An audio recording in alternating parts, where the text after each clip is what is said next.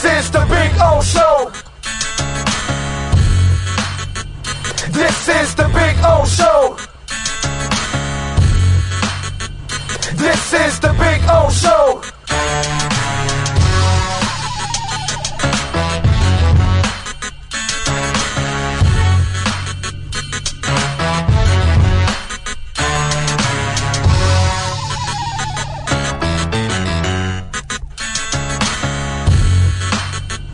This is the Big O Show. This is the Big O Show.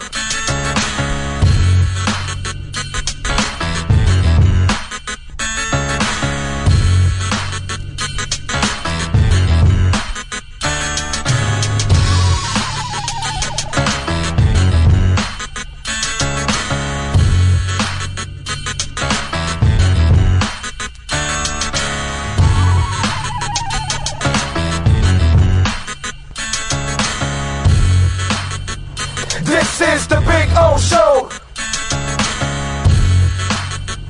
This is the Big O Show. This is the Big O Show. This.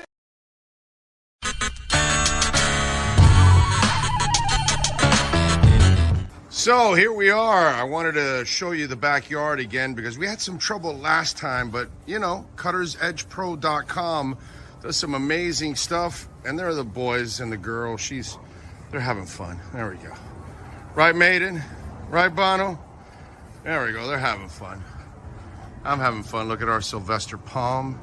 It is beautiful. We got another one in the front yard like that. You can take your home and landscaping to the next level. And the artificial turf, look at that. Look at that, the two dinosaurs going at it, huh? Look at that. You gotta love the dinosaurs. Look at them. They like to bite each other's legs.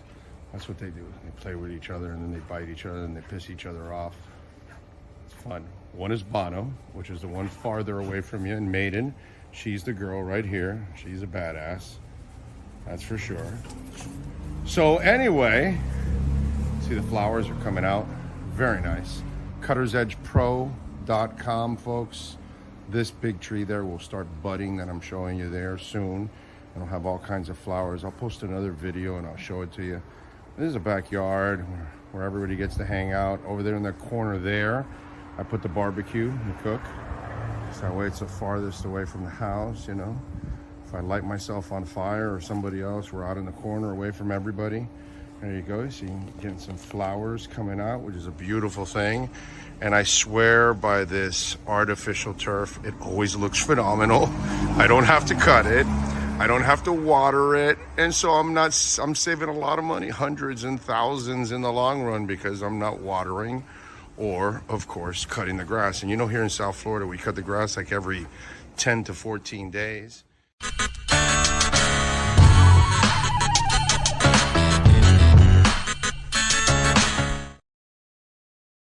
If you're a Miami sports fan, then there's only one store to go to, and that's Caneswear at Miami Fanwear in Davie. They're your one-stop shop for all your Inter Miami CFs, Canes, Dolphins, Panthers, and Marlins merchandise. They have hats, t-shirts, game day jerseys, and so much more. Located at 2511 South University Drive in Davie, and open 24/7 online at caneswear.com or intermiamiwear.com. Call them at 954-835-5597. Caneswear, the spot where Inter Miami and all Miami sports fans shop. When you move, you need a reliable company led by passionate folks, eager to assist its customers during a transitional process that needs to be smooth. Call Essential Moving Experts at 844-368-5750 for all your local and long-distance moving needs. You can rely on Essential Moving Experts. Mention the Big O Show and get $150 off. Family owned and operated, they offer free 30-day storage, full-service moving, fully licensed, bonded, and insured. Moving was never so easy. EssentialMovingExperts.com.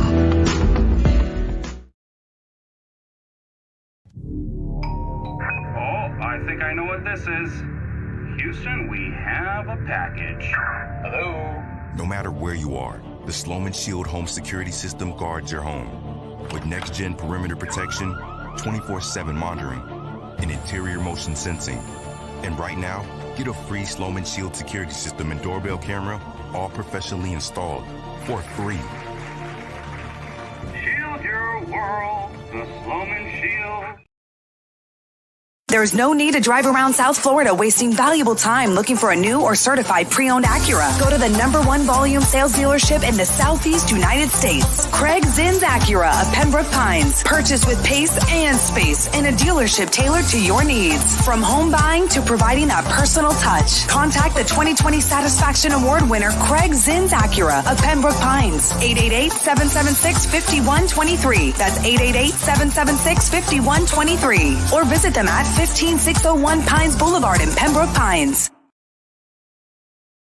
For over 16 years, EJDconstruction.com has provided South Florida residents quality craftsmanship, accurate project management, and exceptional service. That's why EJDconstruction.com is an A-rated member of Angie's List and the Better Business Bureau. When you're looking for the right custom home builder for additions or home remodeling, please call my friend Eric at 305-433-4843. That's 305-433-4843 for EJDconstruction.com.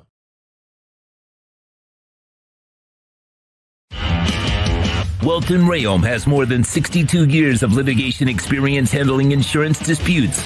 They're committed to resolving even the toughest insurance claims quickly. Call them for a free consultation.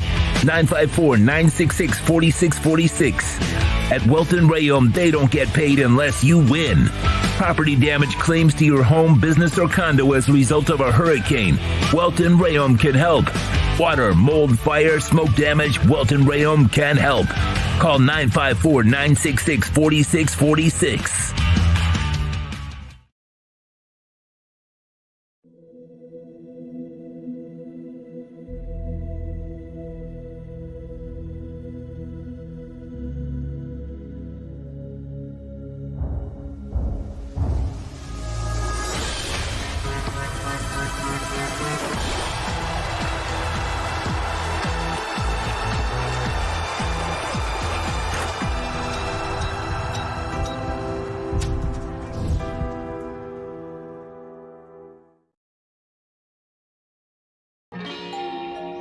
Oh, great. You have a doorbell camera.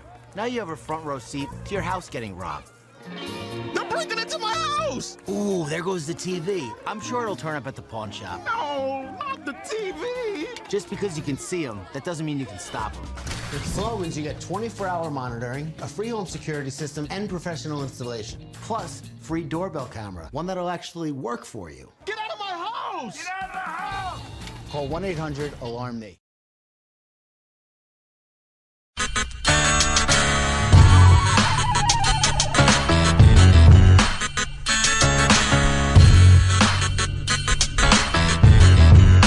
This is the Big O Show.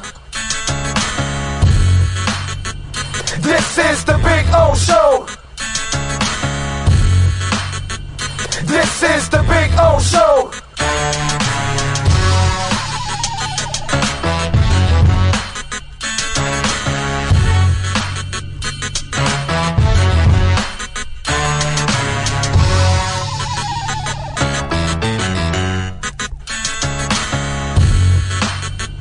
This is the Big O Show.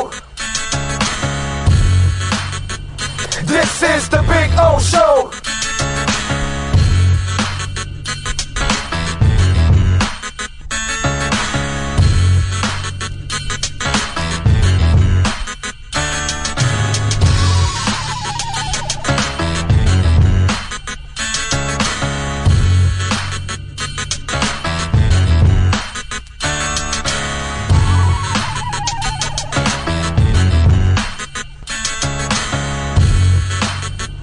This is the Big O Show. This is the Big O Show. This is the Big O Show. This is...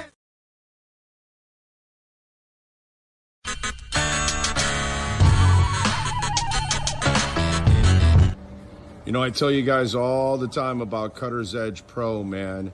And what they did with our backyard and made it a pure oasis. That's our Sylvester tree right there. A beautiful day, providing a ton of sunshine. We've got one exactly like this out in the front yard, and it is absolutely gorgeous. There's Bono hanging around on the artificial turf. What's up, Bono? What's the word, baby? There you go, wagging that little tail. Maiden, there she is. Ziggy. How you doing, Ziggy? There you go. So we got the doggies hanging out. So just want to give you a little, we got some of the trees starting off from this way with the artificial turf. You see, there's Ziggy again, of course. Got it all the way. And look, we got some flowers coming out. That tree now will start to also spring, and it's absolutely beautiful too. So got all that, they can do all kinds of things for you in your backyard to kind of make it an oasis, which is what we've done. And obviously the dogs can play. What's up, Bono? I got him there hanging out. Maiden. There she is. There she is. The one and only. She's mean as a skunk, by the way. Just want you to know. She's awesome with us, but I mean, if you're a stranger, you don't want to meet Maiden. So as you can see, and then the artificial turf, remember, there's no watering. There's no cutting the grass. It looks fabulous like this the entire time. You know what I'm saying? It's beautiful. Back here in this corner is where we put the barbecue. I wheel it out, cook, then I wheel it back in. See, looks beautiful, doesn't it? Flowers are coming out. It's awesome. And then when I want to play a little golf, there's my putting green down the side, which is a beautiful thing. There's one of the holes all the way to the other side where Bono is at. All lights up. It's really beautiful when it lights up. See, we got the rough. Got several. Got one on that side. Got one over there in the corner where Bono's leaving. Got rough all over the place, man. Just in case, you get the ball trapped in there. That's it. That's another swing. Right, Maiden? So, check it out, cuttersedgepro.com. Make your home an oasis. Make your business, your HOA complex, condominium, you name it, they got you, bro. They do it all. All right? They can cut your trees down, and the artificial turf, I swear by it. Really easy to maintain, and it looks just absolutely freaking beautiful. Cutter's Edge Pro. Right, Ziggy?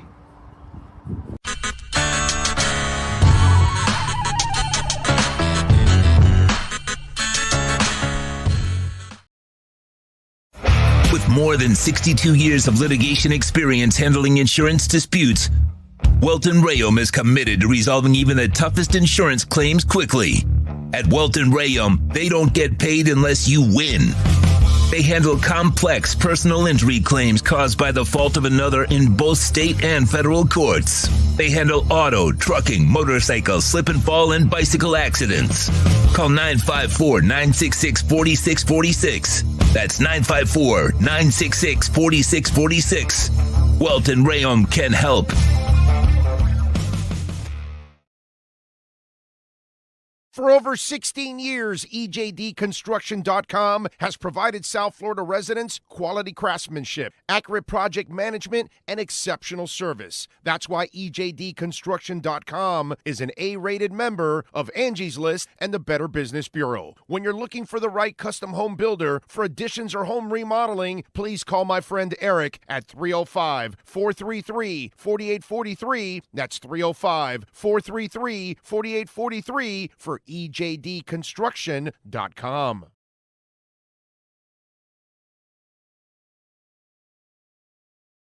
There's no need to drive around South Florida wasting valuable time looking for a new or certified pre-owned Acura. Go to the #1 volume sales dealership in the Southeast United States. Craig Zinn's Acura of Pembroke Pines. Purchase with pace and space in a dealership tailored to your needs. From home buying to providing that personal touch. Contact the 2020 Satisfaction Award winner Craig Zinn's Acura of Pembroke Pines. 888-776-5123. That's 888-776-5123. Or visit them at 15601 Pines Boulevard in Pembroke Pines.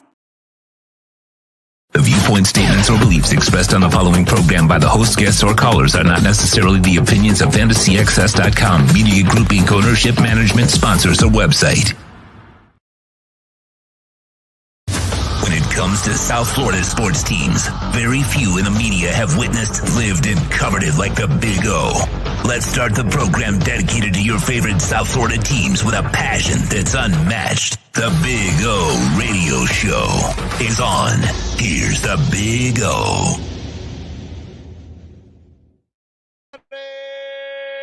Yes, sir. Welcome aboard. Good morning.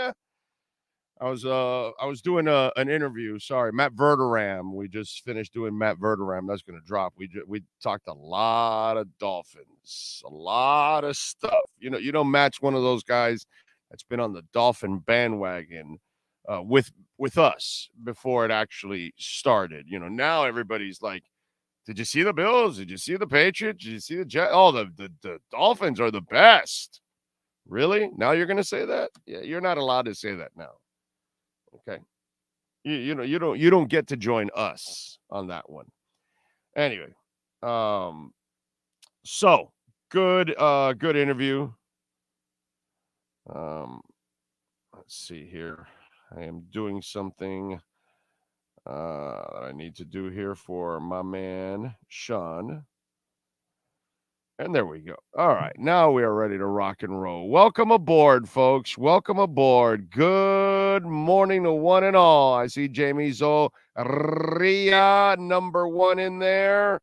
I like it. There we go. That's normal. When you see Jamie out in San Jose, be the first person in the chat board. Very impressive. Very impressive. All right, it is hump day. Hope everybody is doing all right out there. Hope you guys are half as good as Sean Stanley. If you're half as good as Sean Stanley, then, you know. And for you wrestling freaks out there, Squared Circle Digest, yeah, baby, Sean and Frankie last night, they rocked it out. If you missed it, go back, listen, watch. And you know what? If you can't watch all the time, hit it and walk away. Just, let it play. Watch hours. Please help us. That's another way you can contribute to the program is hitting one of the shows on this platform right here. Any of the interviews, any of the rants, any of the shows, the wrestling shows, all that kind of stuff. Hit it, baby. Hit it. Hit it. Hit it. And don't quit it. That's what it's all about. Oh, man. All right, what else do we have going on? Bitcoin's over 26,000. We've got the Dow 17 points up. S&P's down 1 point. NASDAQ is down about half a point. So kind of sideways. That's kind of what we've been doing a little bit here in the markets. Pretty much sideways. I think it'll pick up here either on the crypto side. I think it's going to pick up either towards the end of this month, I've been saying September, October for almost a year now, or next month it starts to pick up and really, really take off. Got a bunch of things to talk about, by the way. We are also going to we'll talk to Joe Shad later on in the afternoon, so be on the lookout on the platform. That will drop. We'll talk also to Michelle Kaufman. Michelle Kaufman will join us. So we'll have some fun with her later on in late hour number 2. Actually, hour number 3 it might be. It might be right at noon where she joins us. So we'll talk to Michelle as Inter Miami gets ready for a big match on the road in Atlanta. Well, every match for them is big, right? I mean, every match is pretty much they've been in a playoff type of situation in every game that they've played since Messi got here. It's pretty impressive. Like, it's pressured. Like, you either were playing in the semifinals of the U.S. Open Cup. Now you're in the finals. Okay. And then you played for the Leagues Cup against, the Mexican League and the MLS League all in one thing. And that was, elimination. You were out. So it was like a playoff. And now they're trying to get a playoff spot. And it's like every day. Every game there's something on the line for them. It is absolutely enormous. So Saturday at 5 o'clock, kind of an odd start on Saturday. But I like it. That's fine because by 7 we're done and hopefully Inter can win. And that'll be a beautiful thing. We'll talk to Michelle. We'll find out who's available, who's not, all that good stuff. I know Messi's a little tired, I think. Not necessarily injured, but tired. I think he was not even playing in the second game for Argentina, which selfishly, does that mean he comes here and plays for us in the Atlanta game? I mean, it's not like they need him over there for that game. They can win without him. Although, having said that, he's the only guy that scored in the last game. So maybe I'm a little off on that. Maybe they do need him a little bit there, because, hell, it was Ecuador that they beat 1-0, overall. All right, what else?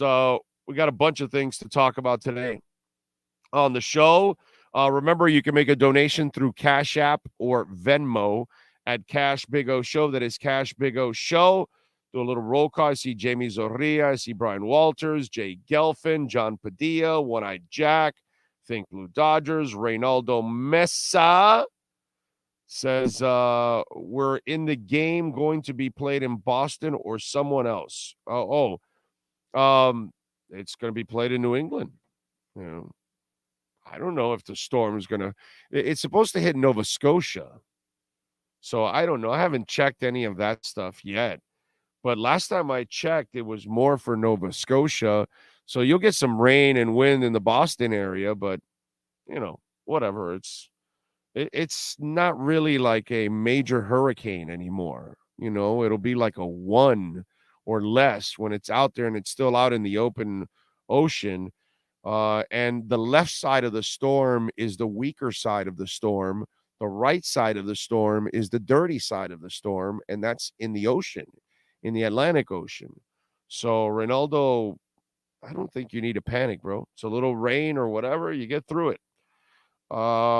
Chad is in the house. Mr. Torres is in the house. Everybody's got to play in the same conditions. So it's not like anybody has an advantage.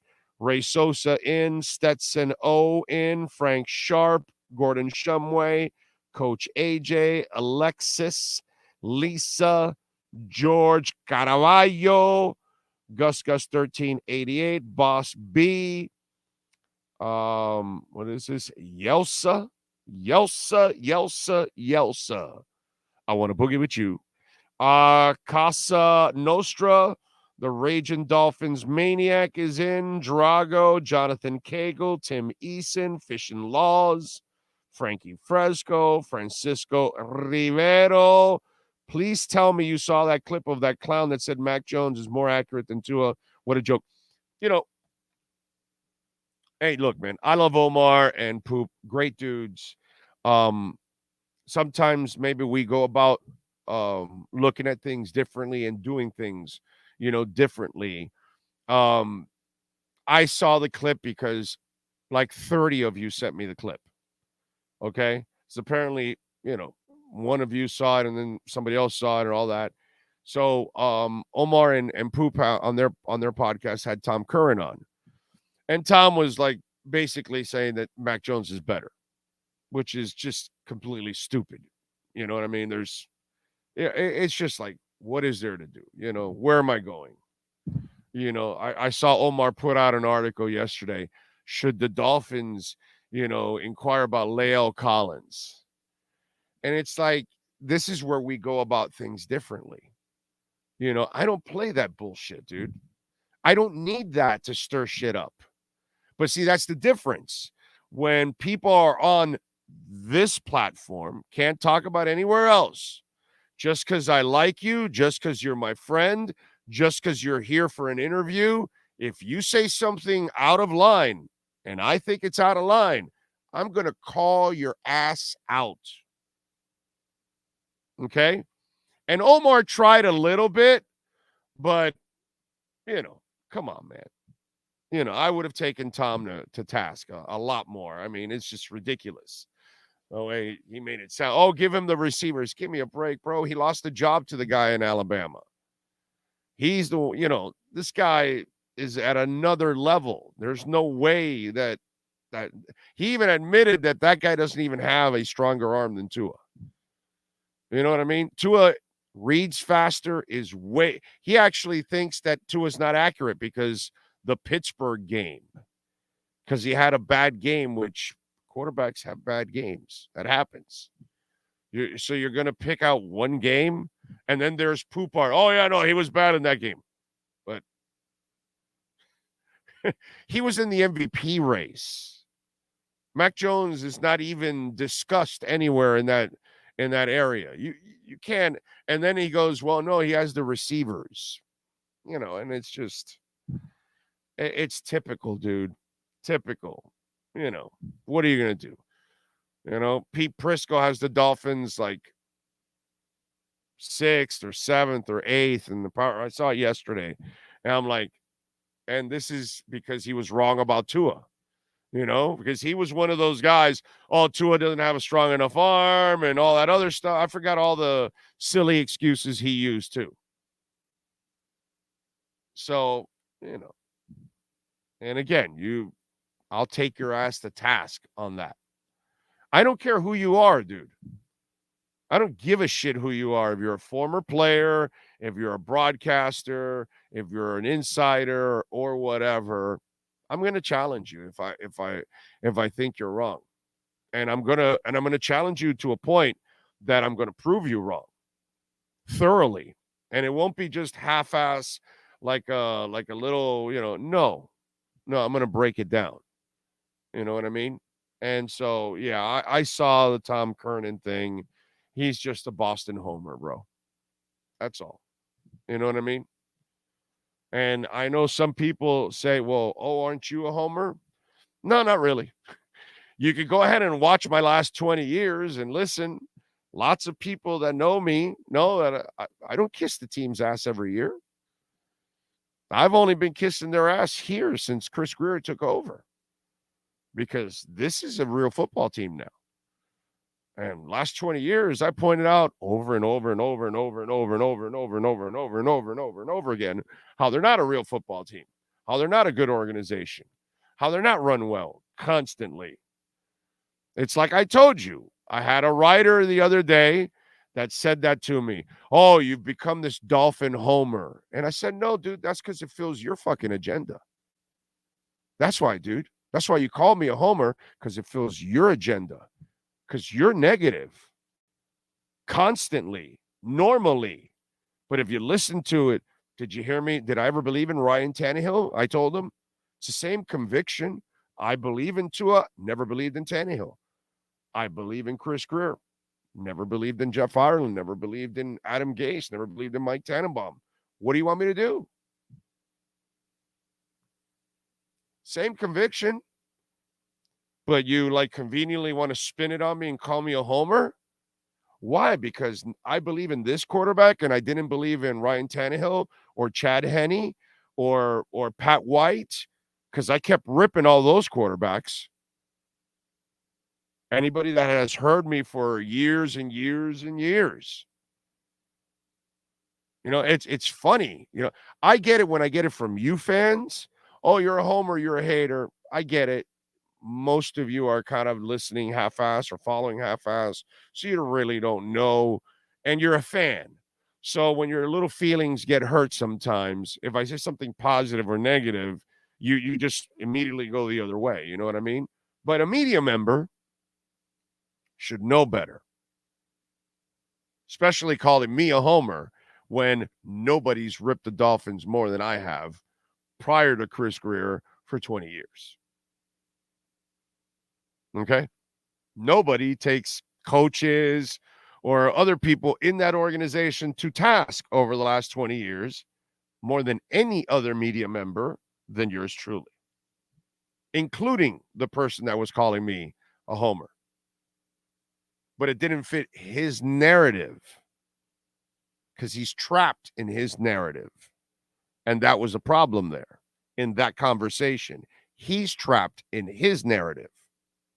So he's too blind to see what I do, because you can't call me that when I've been ripping the team for 20 years. How about maybe I'm freaking right. I was right about Wanstead, and I was right about Joe Philbin. I was right about Adam Gase. I was right about all of them that get rid of their asses because they weren't any good or Flo or whatever.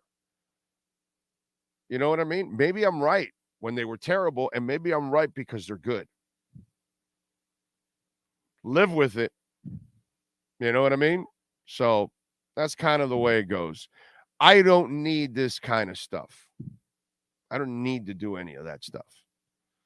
You know what I mean? I don't need to create a segment. Should the Dolphins go after La'el Collins just to get clicks and views? You know? Because they like Keon Smith. I know that. That's why they kept him. You know? And by the way, I think I told you guys leading up to it that the Keon Smith guy was also one of those guys that, you know, he's kind of shown a little something. You know? So why would they go after La'el Collins? But that's to fill space, and that's to get clicks. And because La'el Collins was previously in the mix with the Dolphins years ago with Tannenbaum and all that stuff. So let's just bring it back and stir it up a little bit. I don't do that. I don't need to do that. Some guy DM'd me because I'm sure he saw that article, and I just laughed it off. Like, no. Yeah. By the way, why would they need La'el Collins right now? Did you watch the performance? Like, your left tackle is your backup. He did fine. What do you need? I'm sorry. La'el Collins is getting cut. Kendall Lamb is shutting out Boza and Mac. He faced Mac most of the time, but he had Boza. Which, by the way, let's get to some positive shit instead of silly shit like Tom Curran, you know, or should they sign La'el Collins? Please, bro. Let's not waste time with silliness and stupidity, okay? Let's get to real stuff. I watched the game last night again, but I only watched the lines, and Frank Smith, Butch Berry, Mike McDaniel. God bless you guys, man. God bless you guys. That was magnificent, the way the play of the line was structured, the way they kept pass rushers off balance, the way it was designed. Kudos to Tua Tagovailoa, because his balls don't fit in any stadium in the NFL. What I watched last night was a freaking clinic. Okay. First of all, Austin Jackson did an excellent job. Austin Jackson basically won almost every pass rush against Boza. Maybe one or two that he was maybe lost a little bit, but not to the point where, you know, it was hurting the quarterback or anything like that. But they did a magnificent job of play calling on that line, because there was chip blocking. There was help from Hunt at times. There was many times where Austin was alone with Boza. There was a couple times, and it was all designed, where they left Boza alone to rush, to just untouched rush. Happened a couple times, but they were designed. And it's designed where Tua has to get rid of the ball right away. And Tua has the guts of a burglar, bro. There's one of those plays where you can see it's designed where Austin goes inside. They leave Boza because he has to be the guy left open, and Tua throws right into his face for the completion. I mean, magnificent. Kendall Lamb also did an excellent job on the left side, taking care of Mac, and a couple times with Boza. They did switch him up. Not much. They don't do it a lot. But there were a couple times where Mac was on the other side and Boza, switched over. That did happen a couple times. But the offensive line play, the pass protection, my Lord, that was beautiful, dude. It was a masterpiece what they did yesterday. And just kudos to the entire staff. Kudos to all the players. And you know what, Kendall Lamb and Austin Jackson, especially Austin Jackson. Look, I'm happy for Kendall because he's bounced around the league for a long time. And maybe he found, his groove and his calling, and maybe, but Austin Jackson, as you all know, he's been through hell. We've all put him through hell. And he had secondary blocks too, where you look at the tape, he would then have to go to the second level to go find people, and he did it, man. There's one play where it's a key third down, and he's downfield making a really important block on a crossing route. And there was just everything about it. It was just like, it was clean. I was so impressed. Isaiah Wynn did a good job too. Really, it's just a couple snaps. That's really what it was. But I was so impressed watching those guys play. And, until further notice, do not hurry Teron Armstead back. Get the big man as healthy as possible. And let me tell you something. How about some of those moments when you're in the goal line in the next couple of weeks, the next couple of months, and Teron gets healthy and you want to go for short yardage, brother, you just bring Kendall Lamb out also and line him up next to Teron Armstead and just power through and have some fun. You know what I'm saying? It was a pleasure to watch the O-line play yesterday. I don't know how many times I've been able to say that. You know what I mean? Because I didn't have time on Monday to do it. And so yesterday I went to go see what's that called? The Denzel Washington movie, the number 3. Not Executioner, not Excalibur. What's the name of the damn thing, man? Equalizer. Equalizer. There we go. Equalizer 3. And so went saw it during the day, and then when I got back, I was watching the Marlins, depressing, and then I wanted to watch the play of the Dolphins, and that was fun to watch. It's fun to watch. It's like I didn't, the offensive plays were obviously a blast to watch, but it was one of those where it wasn't about the offensive plays that I was getting excited about. It was the offense, because you and I know that if they dominate and win at the line of scrimmage, everything else is going to fall into place for Miami. And you and I know that the Miami Dolphins have not won up front on offense in forever. And if they can get, they've won on defense over the years, but not on offense. But if you can actually pull it off on both ends, man, that was a lot of fun to watch. Really enjoyed it. Let's see. I see Crystal Maiko is in. Good morning, Big O. GP Trap is in from Cape Canaveral this morning.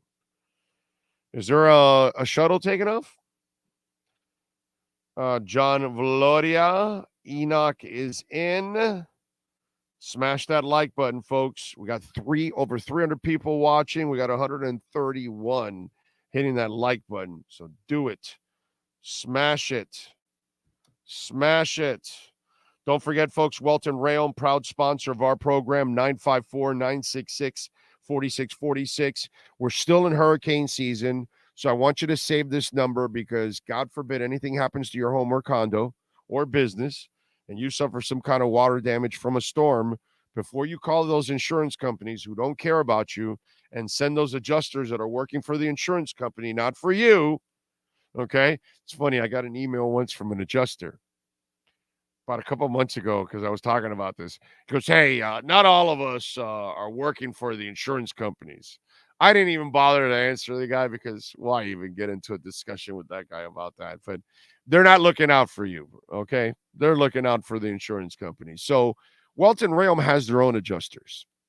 And guess who they're looking out for? You. Make sure you get every single penny you deserve. So call them 954-966-4646. Hey, man, condo damage, criminal defense, homeowner property damage, bankruptcy, commercial litigation, personal injury. Something may have happened to you a month ago, 6 months ago, a year ago, 2 years ago. You don't know what the statute of limitations are. Call. Ask for Jeff right now, Jeff Welt. It's a free consultation. You can run it by him. Hey, this happened to me last week, last month, 6 months ago, a year ago, 2 years ago. Do I have a case? And they'll take the time to listen. You explain it, and they'll tell you if you have a case. And if you don't have a case, they'll tell you. That way you don't have to worry, and it's, it's a burden that is lifted off of you. But call them, 954-966-4646. Welt and Rail. Let's see. Dude is drunk on past success like Finns fans are hungover on past failures. Yep. That's Tom Curran. Yep. Yeah. But he's got what's it called? Mac Jones is a genius. It was Alan and Omar's guest that made the crazy comment about Jones' accuracy than Tua. Yep. They were polite, but showed that they were surprised skepticism. Yeah, I would have let him have it. I would have busted his balls badly. But that's how it goes.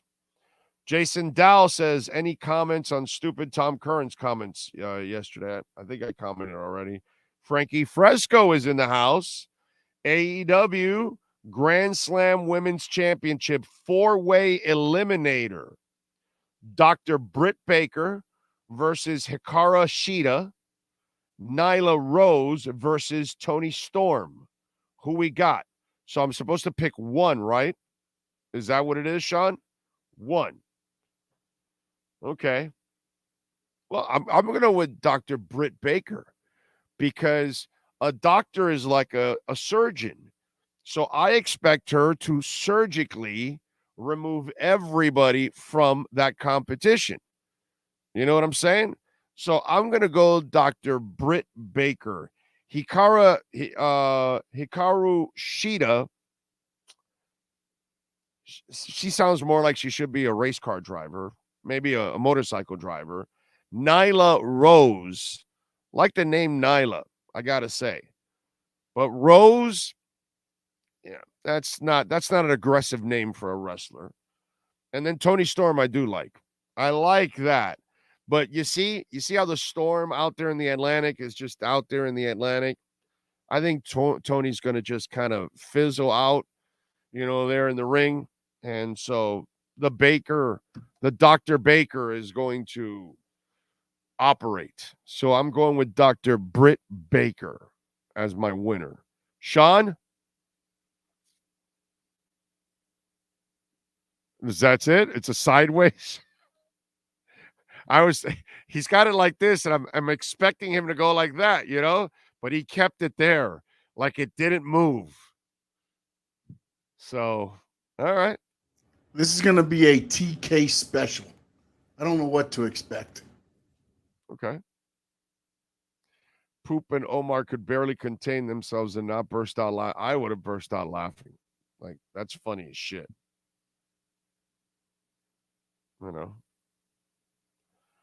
Anyway, so Austin Jackson was putting Boza in the earth. He played well against Boza, man. He played really, really well. Really well. I was so impressed. Vivinetti says, Big O, you call it like you see it. When the Finns were bad, you said it, and now they're a good team, and you're saying it. Yep, that's all. That's all, but people hear what they want to hear.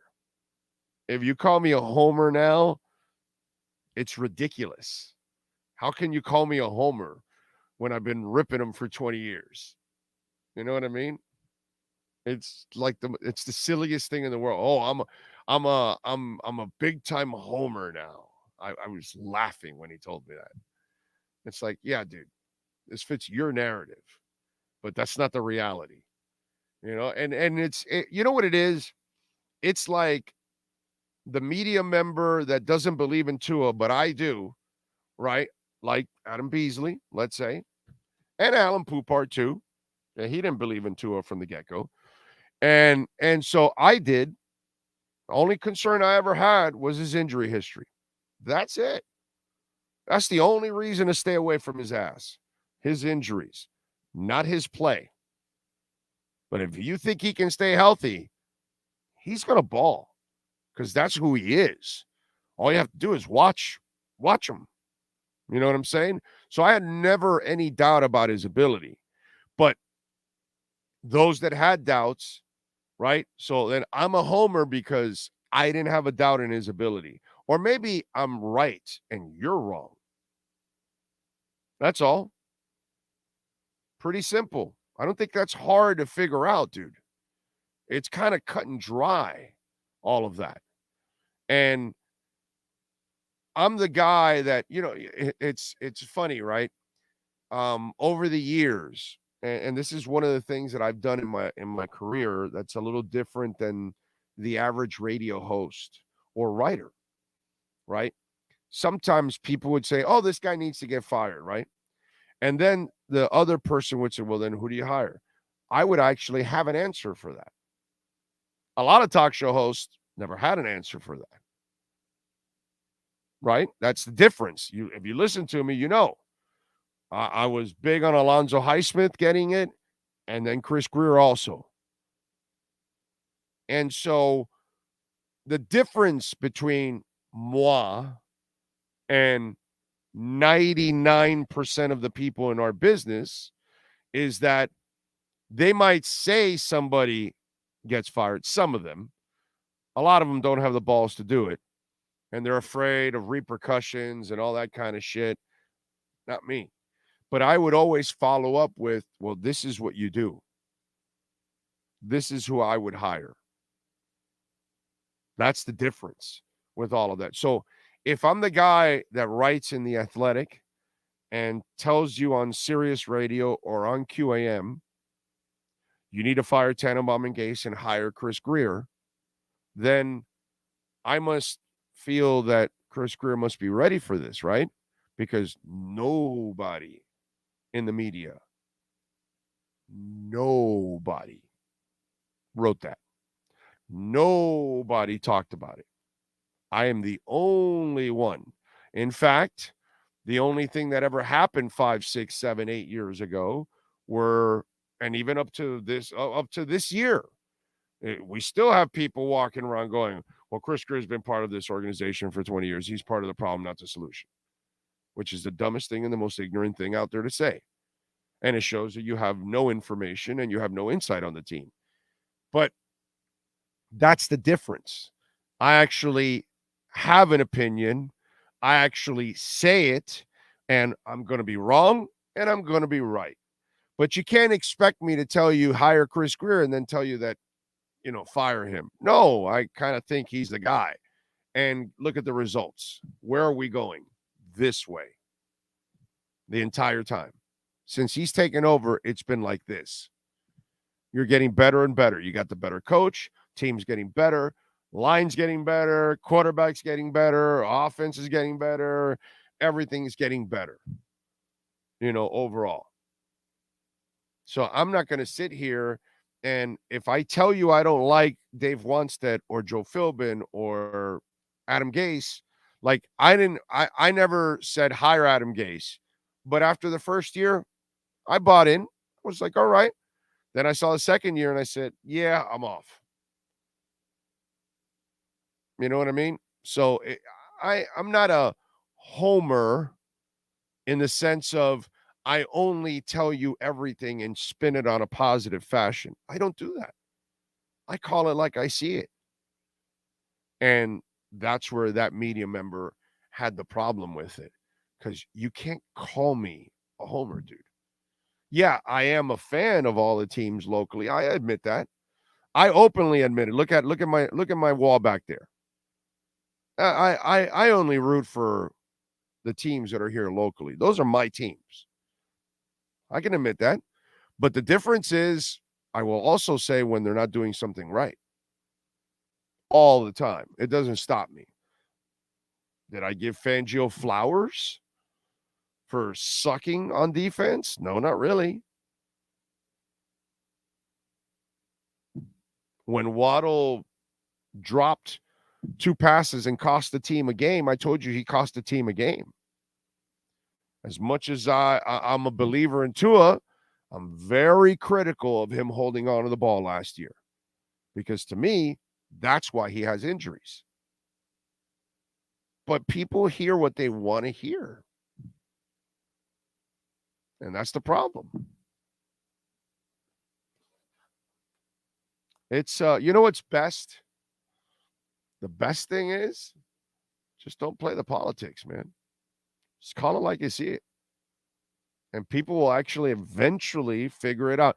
The blind homer fan will never, because they only want to hear positive shit. They don't want to hear anything that doesn't, go in their echo chamber. Let's see what else. Leo Collins has been a massive disappointment so far since leaving Dallas. Yeah, he's also broken down physically. He's not a guy you really trust physically anymore. It's what people don't know.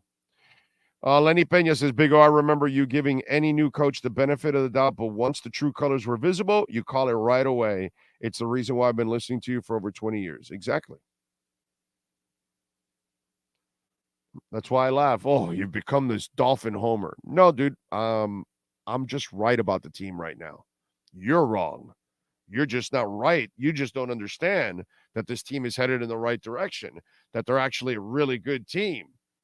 It's a problem.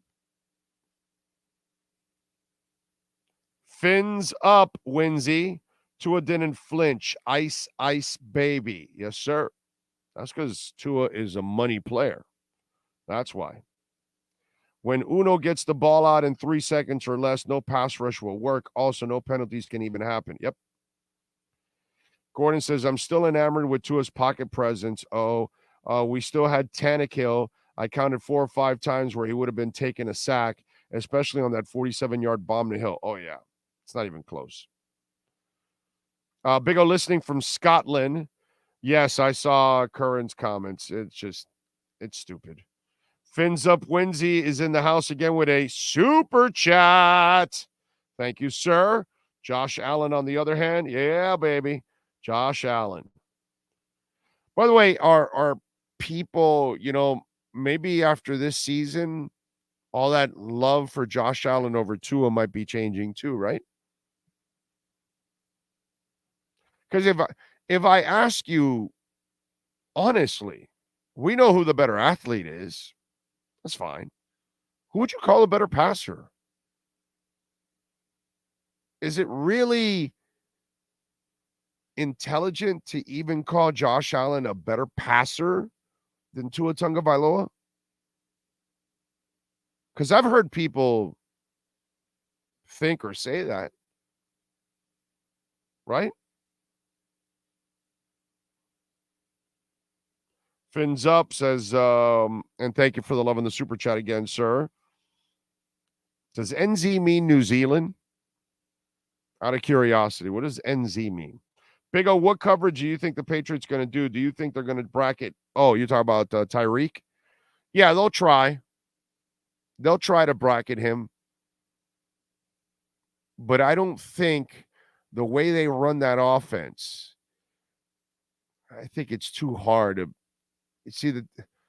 The problem that they're going to have is if you double one, then that frees up everything else.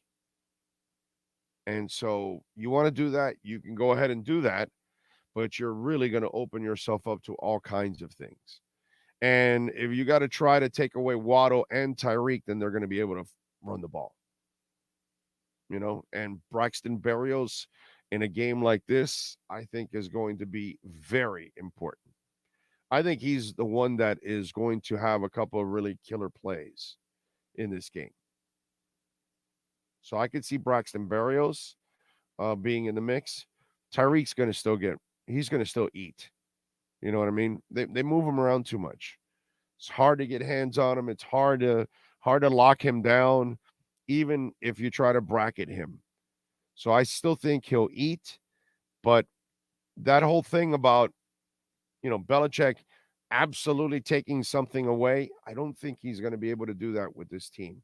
There's too much speed on the field.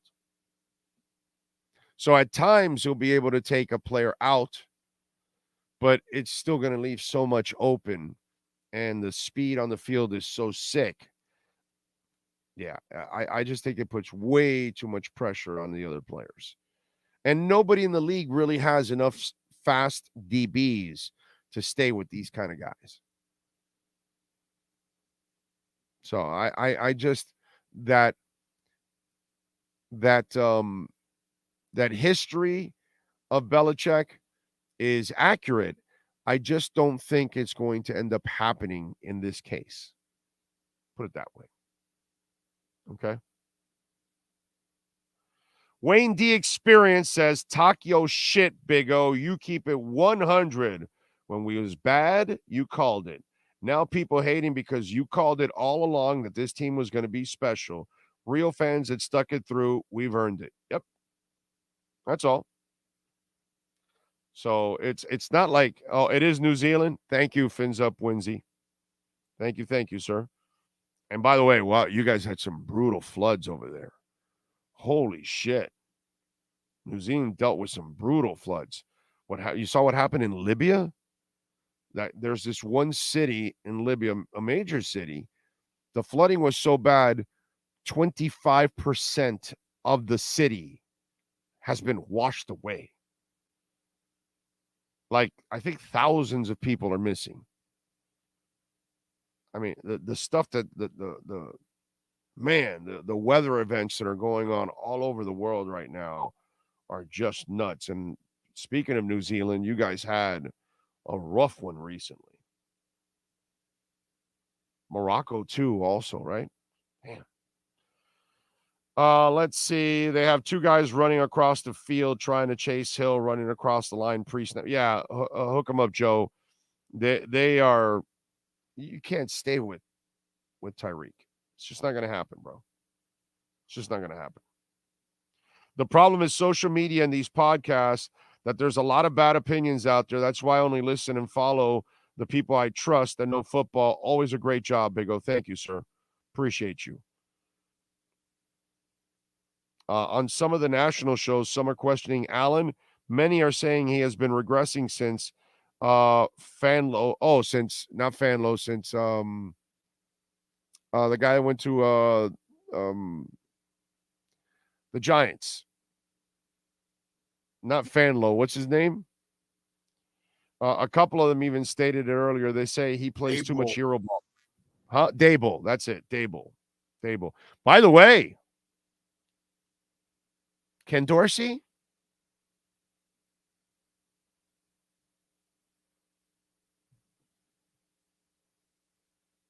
Overhyped?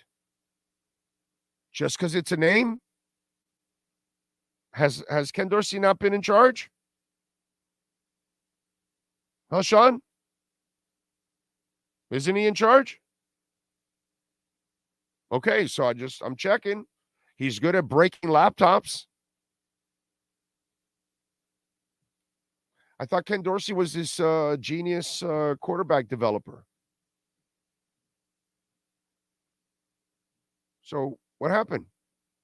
What happened to that story? Is that story fraudulent? Is Ken Dorsey a fraud?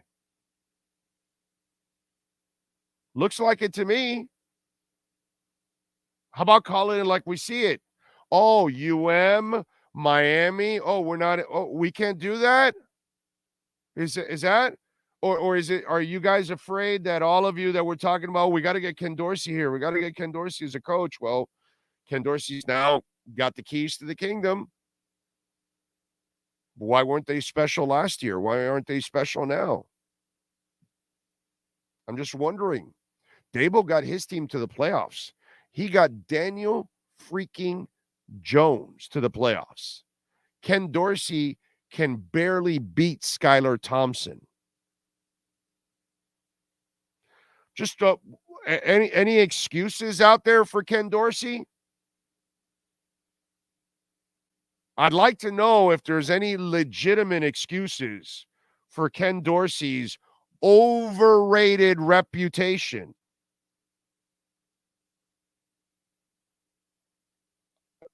Fans, Homer in the bush, you disappearing on me now? What happened? Where are you? Where are all those people that clamored for Ken Dorsey? I thought Ken Dorsey was a genius. I thought he was this great coach. Just, I'm wondering. I'm waiting. Because what's happened is Ken Dorsey's getting exposed. Apparently, Ken Dorsey was being carried by all kinds of other coaches while we were talking up Ken Dorsey.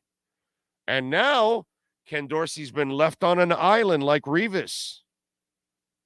They took off the training wheels. Brian Daboll left. He left him Josh Allen in the offense and Diggs and everything else. Please tell me what's so special about Ken Dorsey. I'm wondering.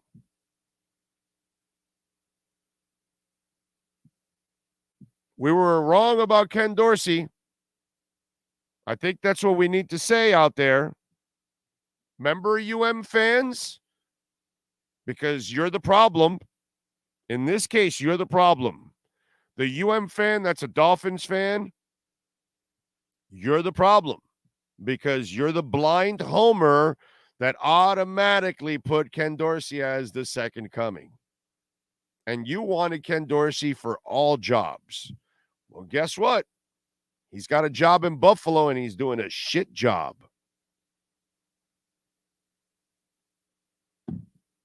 Ken Dorsey. Ken Dorsey has been exposed. That's what's happened with Ken Dorsey. Exposed. Alexander News Show. Thank you, sir, for the love on the super chat. Let's see. Len says the greatest college QB of all time. Not an excuse, but he's my guy. Big O, you are the most level-headed and accurate, period, with all the way. Thank you, sir. Thank you.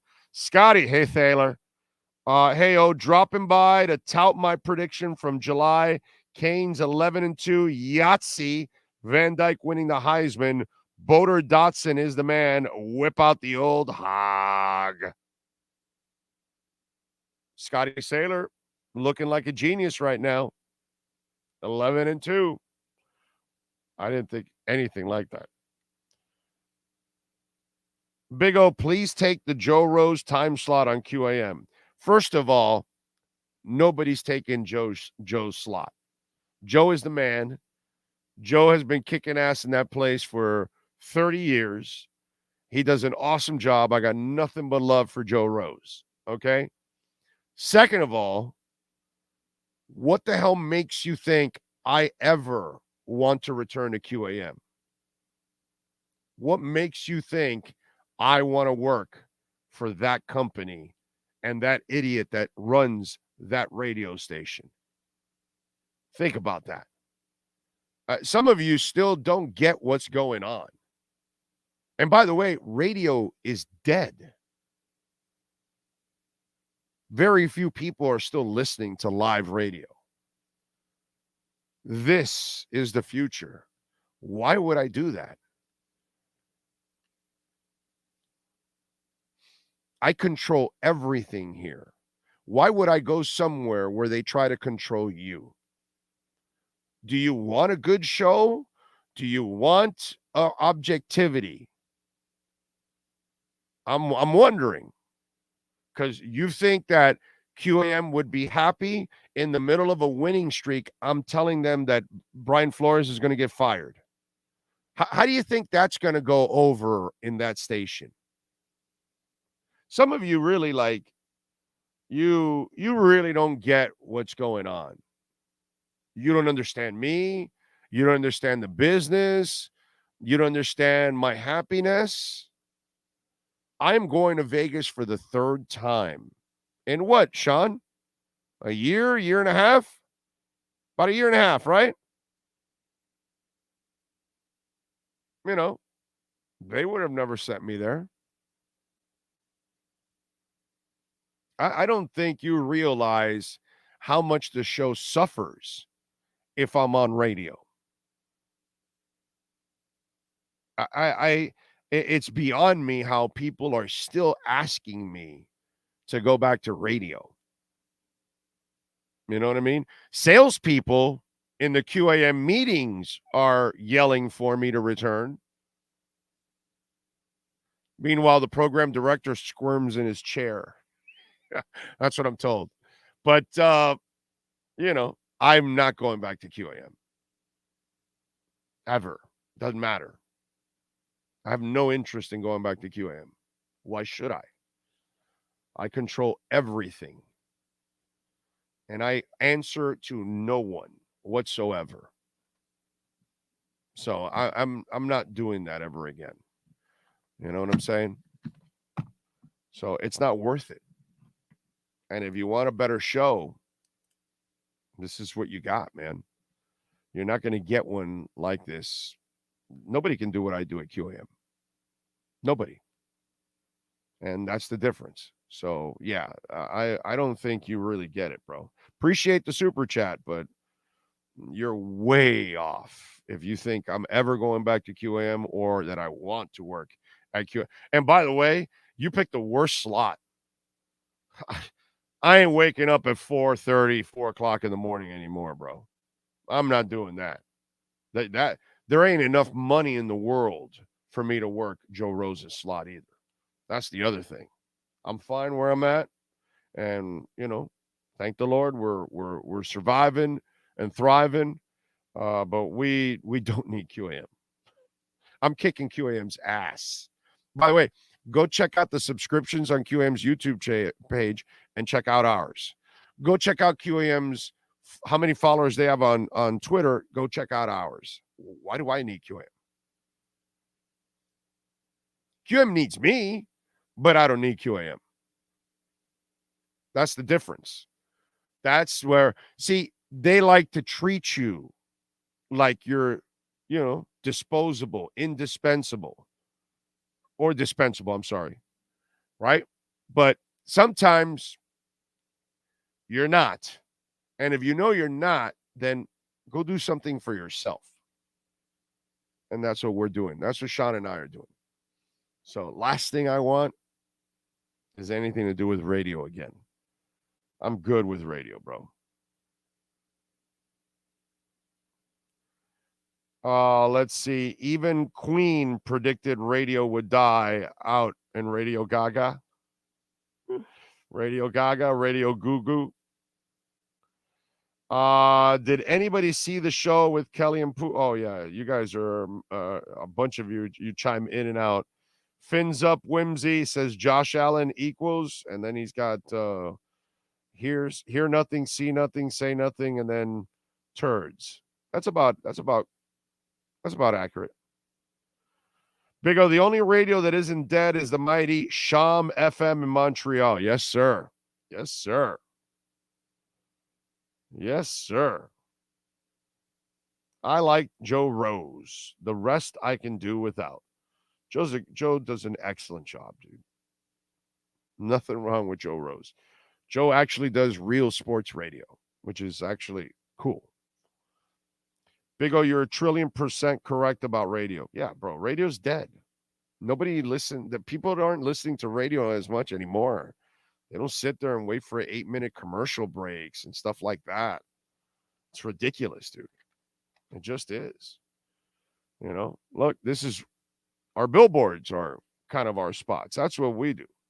And by the way, you don't need to be a professional athlete to go where the pros go.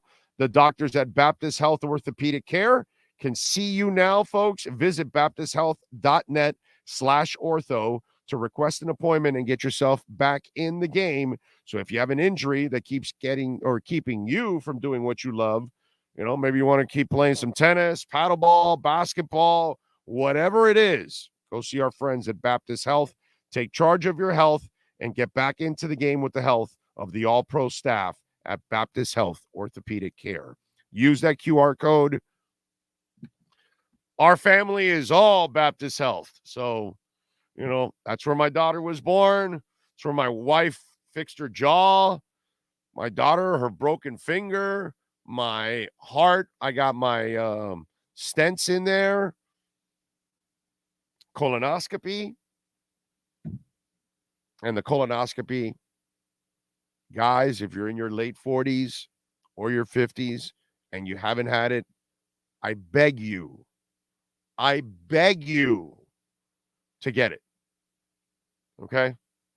And it is so professional because I was so apprehensive about it and nervous and felt weird and awkward and all that. And none of that happened.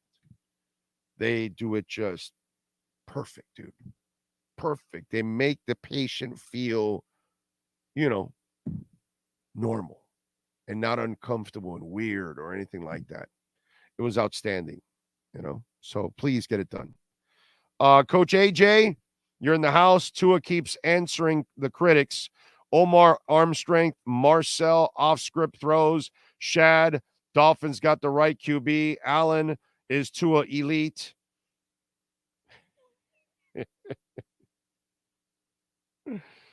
Oh, man. What are you going to do, right?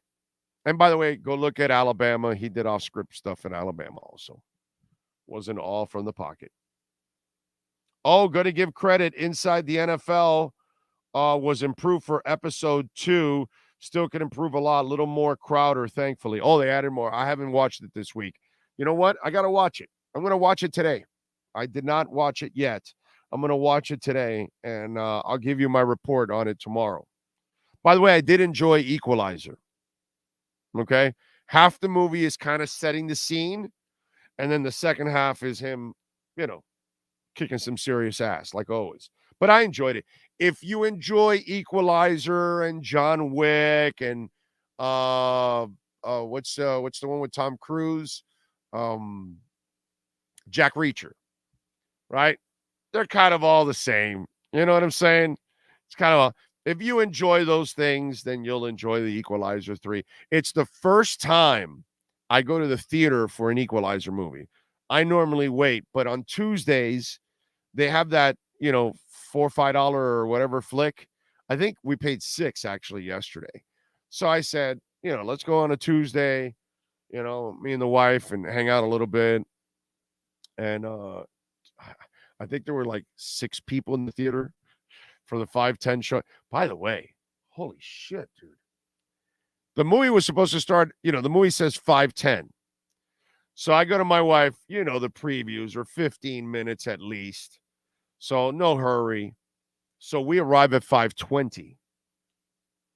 Okay? We walk into the theater.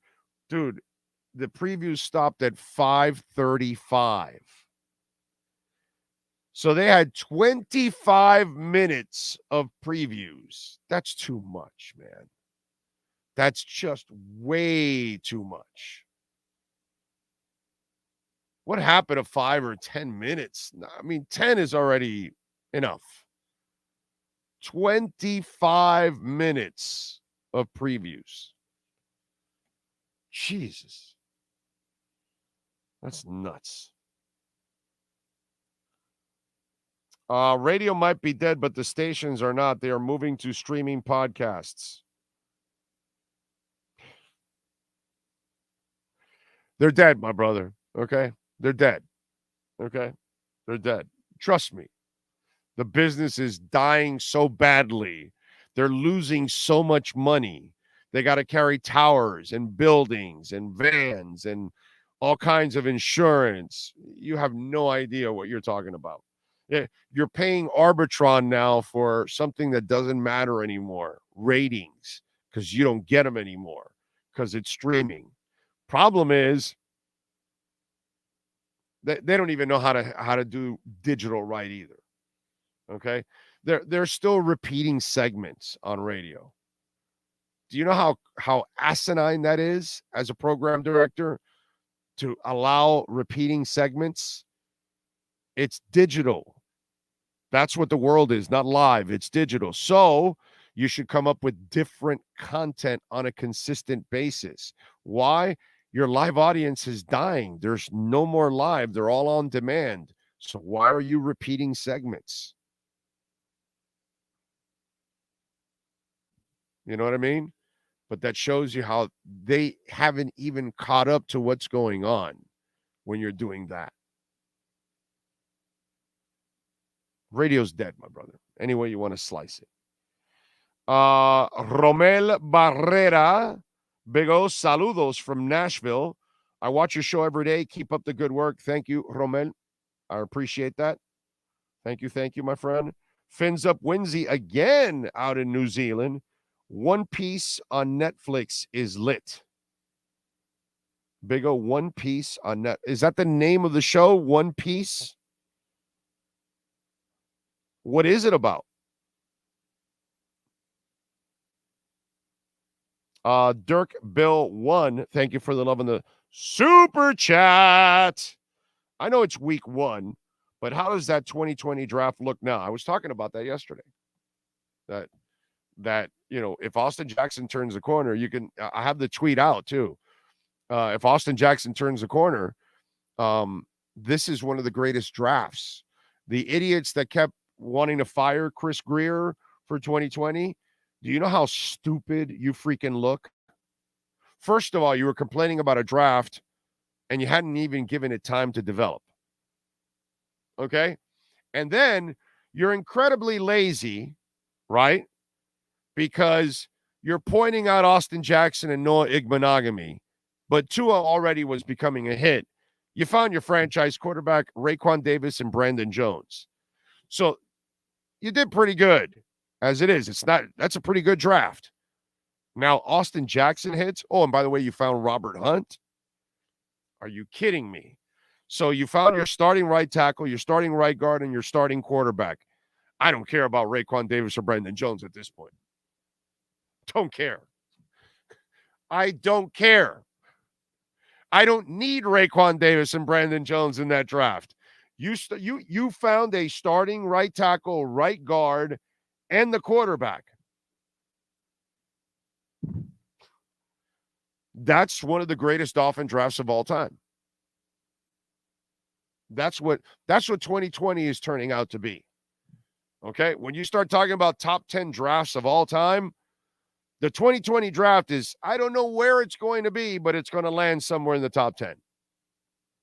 Because you found the second best quarterback in the history of the franchise. Yeah, I said it. He'll be better than Greasy. He'll be a better player than Greasy. Okay? Yeah, I said it. So, I laugh at people, bro. I just laugh at the Chris Grier haters and the Tua disbelievers. You know what I mean? I laugh at those people. Because it's weak sauce. And they're all wrong now. I just hope that they all have the balls to come out and say, all these years I kept wanting to fire Chris Grier. That was wrong. I'm wrong. This guy is the best general manager we've had since Bobby Beathard. Okay? Most of you are too young to even know anything about this or all that stuff. But just, ask your fathers and grandfathers and older people, and they'll tell you about when Miami actually last had a really good personnel department was Bobby Beathard. The next time it's Chris Grier. not Jimmy Johnson, bro. You don't count when you can only get defensive players. And you only found a couple. You were only here for a couple years. Get the hell out of here. You know, you destroyed the offense. You were as good as you were on defense. You were terrible on offense. You know, so that's just one of those where it's crazy. Yeah. And yeah, that's a good one, Brian. Oh, I thought Grier couldn't draft offensive linemen. So all of a sudden, it looks like those 3 linemen, he hit on 2 of the 3. And then they found Kendall Lamb. And then they also found Brandon Shell to help out last year. And they found Robert Jones to help out last year. Dude, you know what it is, Brian? It's the same laziness with Noah. Well, he missed on Noah. What's wrong with you, dude? Like, when somebody says that, it's like, what is wrong with you? He hit on Fitz, and then he hit on Holland. So he found 2 of the best young safeties 2 of the 5 best young safeties in the NFL are drafted by this guy. And he found X. And then he found Needham. And he found Kohu. And he found Brandon Jones. And you're going to complain about Noah? It's just the things that have been said about Chris Grier. You should be embarrassed. If you're in the media and you wrote badly about Chris Grier, you need to thoroughly apologize. If you're on radio and you thoroughly went after Chris Grier, Joe Rose, you thoroughly need to apologize, because he's the best general manager you've had since Bobby Beathard. And as much as I love Joe, and as I've said over and over again, I don't care who you are. You're not going to be safe from my wrath. I can like you all I want. I can love you all I want. I'm going to tear you down, and I'm going to rip you apart when you say something stupid. And Joe Rose, my boy Zach Krantz, and also Hollywood, all 3 constantly had Chris Grier fired. All 3 thoroughly need to apologize and need to admit that they were wrong. And wrong badly, embarrassingly, ignorantly, because you ran your mouth way too soon before you even allowed the players to develop. And then you spewed misinformation about what was actually going on with the players. So you got on this thing, and it's happened to Chris Grier and Tua. Because you're wrong, and so wrong, now you try to grasp at anything to try to prove you're right. You're wrong. You were wrong about Tua. You were wrong about Chris Grier. So you need to come clean, because you're so wrong that Tua and Marino are the best QBs in the franchise. That's how it's going to go down. It'll be Marino 1 and Tua 2. And look out, if Tua doesn't win any championships, then he'll stay at 2. But if he wins any championships, he might be the first. Look out. Okay? Look out. Because once you win the titles, you jump everybody. It's just the way it is, as freakish as Marino was. But Chris Grier, boy, any of you that were picking on Chris Grier, just so you'll know, that's the best general manager you've had since Bobby Beathard. That's how stupid you sound. That's how uninformed and ignorant you sound. So apologize, come clean, mea culpa time for all of you out there. Okay? Those of you that still don't believe in Tua, brother, you need to come clean. You need to come to Jesus. And those of you that had Chris Grier fired over and over again with your dumbass comments, you need to back away too.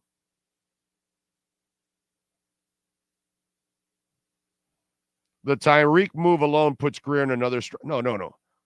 the Tyreek and the Laramie Tunsil. Those two trades are the greatest trades, top 5, top 10 in NFL history since 2000. No general manager in the NFL comes close in the last 23 years to have two trades like that. No one. You know how embarrassing it is to say that you wanted to fire Chris Grier?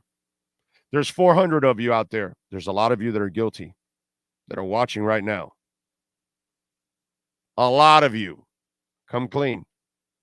Back the guy up. Take it from the old man. It's the best since Bobby Beathard. This is the best team since the early 90s. And idiots wanted to fire Chris Grier. And by the way, make sure, those of you that wanted to fire Chris Grier, make sure you look in the mirror and call yourself an idiot. Okay? Make sure you look in the mirror and say, boy, I am a moron. I wanted to fire Chris Grier. Make sure you say that, because you are a moron and you are an idiot. But the faster you admit it to yourself, the better you'll get over it and move on. That way you'll understand, damn, dude, I thought Tua couldn't play. I'm an idiot. I thought Chris Grier wasn't a good GM. I'm a freaking moron. And the faster you come to Jesus with that, you can turn the page. But a lot of you need to turn the page, and you need to come to Jesus. Okay? I don't know if Joe Rose and that whole show has had to come to Jesus with Chris Grier. I don't listen to him every day. I catch my man Joe when I'm in the car. But have you heard a come to Jesus on Grier? Huh, Sean, whenever you listen? No, I don't think he's actually been mentioned. It's been more Tua right now so far. Oh, but I'm only in for, the beginning of the show. I don't get the ending of the show, so I don't know where it leads to. Okay. It's still early morning. They're on the Tua or whatever happened. Yep, exactly. And the O-line too, by the way. Joe's kind of got on with the O-line. He's been impressed so far. Well, no, but the O-line is fine. They had problems. I mean, No, yeah, but I'm saying, but he's giving jumping all over Grier was it was silliness from the get-go. It was dumb. And I remember listening when who was it? It might have been on the onside days when I got in the car a lot in the morning, and they would just, they made entire shows on the 2020 draft. That's pretty bad. They should replay all those shows. They wasted a lot of time talking a lot of crap on stuff that was inaccurate as hell. Hey, by the way, what if Igbenogamy turns the corner in Dallas? Then he would have hit on that too. It's just the kid wasn't ready, and the light didn't go on till later. So, Big O, hopefully Tua will never have the same thing in common with Marino. They just could never get a running game for him. That was the only thing Marino was. No, he was missing a defense too, Jason. He had no defense. No defense and no running game. Hear me out. Here's Chad. Don't need to look in the mirror. My wife calls me a moron and an idiot every day. Same here. Oh, man. Big O, why do you think Brandon Jones didn't play in the last game? And Deshaun Elliott, because he's probably not ready yet. He's probably not comfortable yet in the system. Remember, he hasn't been fully practicing. So he just got back from the knee injury, and he's got to know the system. So Deshaun Elliott is a veteran and probably knows the system a little better and been practicing a lot more than Jones. And so I think that's what ends up happening. Yes, sir. Oh, what do you make of everybody saying about Fangio having to trust in the player? How much is that affecting who's playing? Because you saw the linebacker that got signed, they played AVG more than him. Yeah. Yeah. Well, now here's the thing. Here's the way you got to look at it. And McDaniel has been about this right from the get-go. And he's one of those kind of coaches. Wannstedt wasn't like that. Wannstedt would try to justify their free agents and draft picks way too much. Even if they were failing, he'd keep playing Eddie Moore. Even if he was failing, Jamar Fletcher was going to be out there. These guys don't do that shit. Oh, you're Cater Kohu undrafted. You're Nick Needham. You're undrafted. Let's go. Oh, you're Julian Hill. Let's go. So they don't care who you are.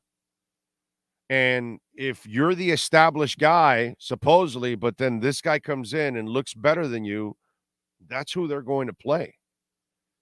They don't care. Oh, you're Chris Brooks. All right, we'll let go of Gaskin, who was our draft pick and has been a solid player for us. He's a good running back. Gaskin should be on a roster in the NFL.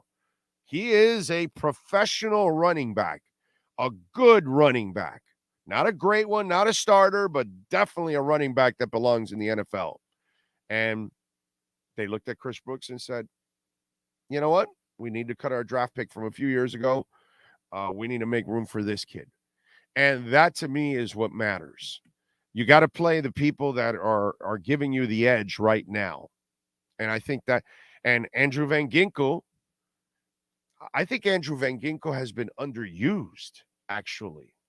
That's my opinion, and I've been a big AVG advocate, as you all know, if you follow this show a lot. So I'm glad he got some time. Now, is it a good look for David Long as a free agent? No. But Fangio has to do what's best for his defense at the moment. And if AVG is making a easier transition and playing better than David Long at this moment, then that's what you got to go with. I don't have a problem with that. And David then has to get his, crap straightened out and get out there and help out, So I have no problem with that. The Deshaun Elliott thing, I think it's more about that Brandon Jones has not had a lot of PT yet, has not been in the system enough where Deshaun Elliott was healthy the entire offseason, and so he was playing the entire offseason. So I think he had the inside track. In a few weeks, I think things will open up for Brandon Jones as he gets more comfortable. Maybe he will have a shot to take over at that point. Okay. But I love the fact that they're going to play the best player, period. And if Cedric Wilson, you don't fit at the moment, I got to play Craycraft and I got to play, what was the other guy? Craycraft and what was the other San Fran guy that's not here now? Sherfield. So, and those guys were street free agents. You paid that guy money, and he was going to be your number 2. But now you have to play him in that number 3 role. The other guys were better suited for the number 3 role than him, and so be it. And I love it. I have no problem. Brandon Show will pick you up off the street. We think you can do the job. Boom. Robert Jones, you're undrafted. Our drafted guys aren't doing it. You're going to do it. It's the examples are everywhere, and I love it. Play the best player. It sends the best message to the team. And that's how it should be in every workplace. The best employee should get the opportunities, should get the promotions, should get the jobs, should get the bonuses, those kind of things. And if everybody else sees that the best person is getting it, the best salesperson, the best worker, the best producer, whatever it is, the best player, everybody can live with that. Everybody can live with the top performer getting it. What you can't live with is the bullshit politics that somebody's playing because he's somebody's son, or because he's this draft pick, or because we paid him this, or whatever excuse it is. And everybody else knows that you're doing it only because of those reasons. That sends a terrible message across your corporation or your football team. Fins up Whimsy. Big O, we do remember Tua is 25. That's a baby in quarterback game. If Tua pans out, he's for 15 years of improvement, then he'll be 40. I would love to have him till he's 40. It'll be fantastic if he can play football at a high level till he's 40. But he's smart enough. I'll tell you that. Chef Jew says, good morning, OG, Big O, and everyone. How y'all doing this morning? Check your pulse. Fins up. Radio host says, I've been trying to collect my receipts on all the Tua haters. I know in a while, a few admit I was right and they were wrong. The rest just grovel. I'm sorry. F them. Yep. I'm with you there. Richard Butts. It's been only one game, but you can see the game has slowed down even more for Tua. They have to keep him clean and stay healthy. Depth on the O-line is scary bad. One game at a time. Richie, have you seen the rest of the league? The offensive line for Miami is not so bad. This is why I told you guys over the last couple of weeks, slow down. Okay? O-line issues are everywhere, and be careful. You're complaining, and you may have the best offensive line in the AFC East. Okay? And if you start looking at what's going on, maybe you do have the best line in the AFC East. Maybe it's not as bad as we think it is. I mean, you found Kendall Lamb off the street, and this is what he does. Austin Jackson had been a mess under the other coaches. Last year, under these coaches, he got injured. So he never got to show his wares. His first game out, he shuts down Boza.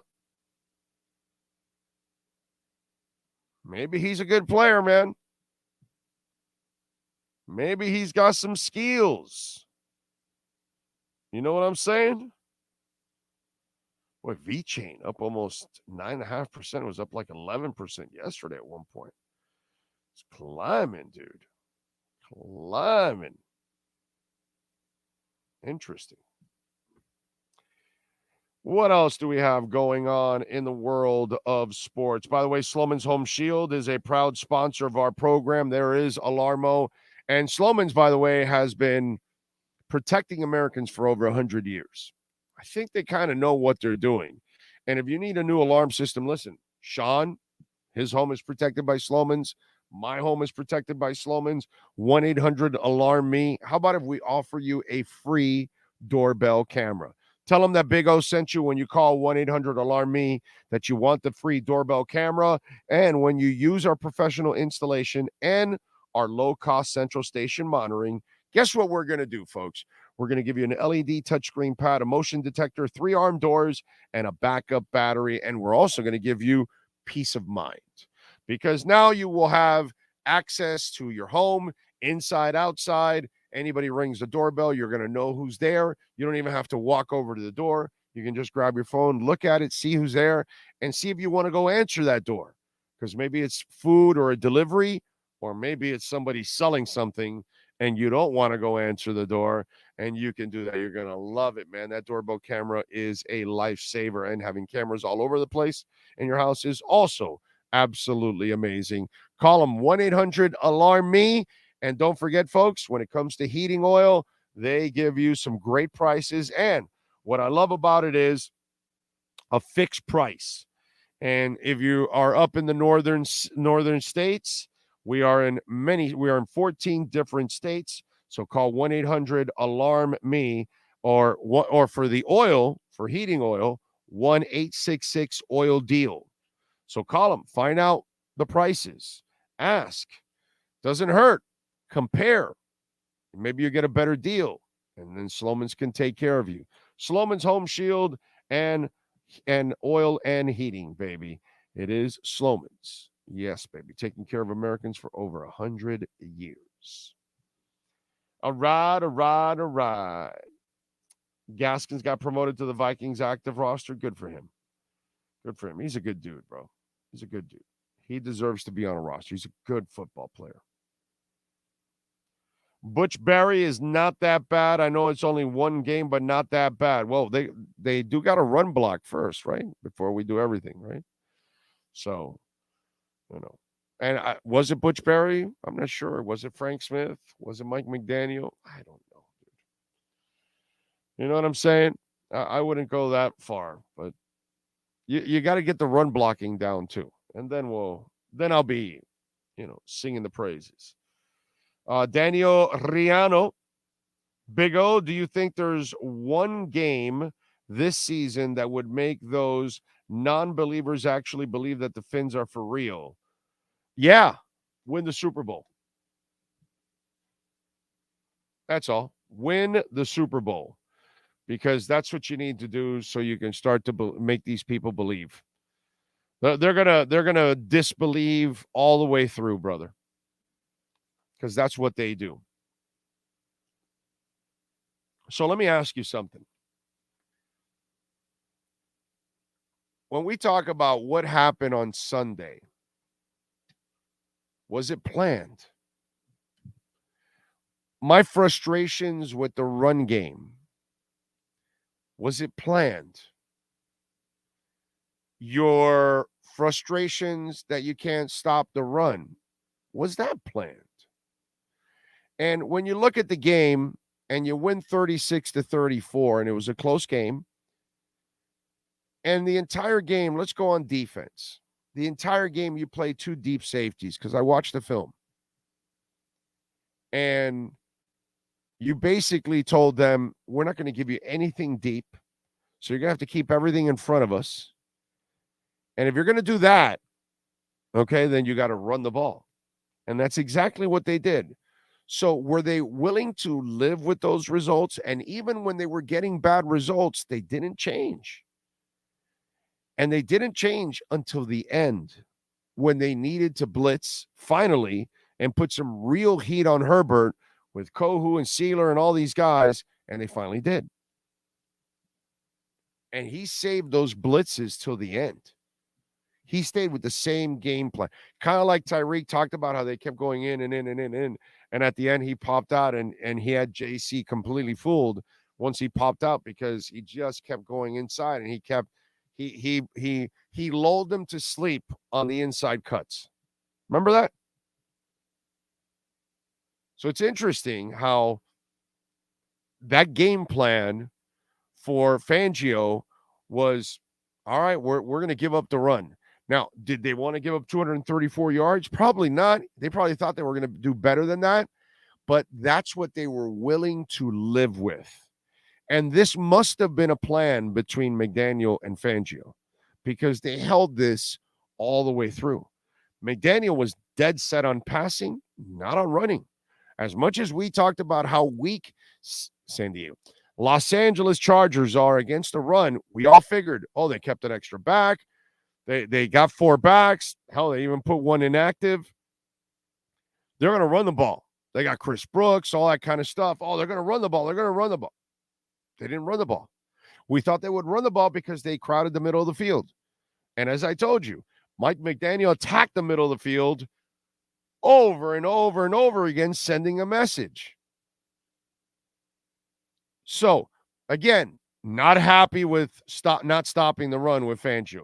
That part was unacceptable. They can't pay you $4.5 million for you to allow for touchdowns. Sorry, Vic, you're not doing your job. But it was so stubborn and so deliberate. It had to have been their game plan. It wasn't something that they morphed into. I think it's something they chose. I don't think it was dictated by the Chargers at all. I think the pass happy and attacking the middle of the field, that was all dictated by Mike McDaniel, and he wanted to send a message. And Mike and Vic came up with the game plan of, let's play deep. Let's keep everything up front. We'll deal with whatever success they have with the run. We don't think they're going to run that much, but they did. But they were still willing to live with it, and they failed. They did not adjust to that. Now, at the end of the game, when they needed a pressure, that's when Fangio adjusted. And he saved those blitzes till the end when he really, really needed them to kind of put the kibosh on everything. So as crazy, as unbalanced as things were on offense and defense, was that the plan? Because that's kind of what it looks like.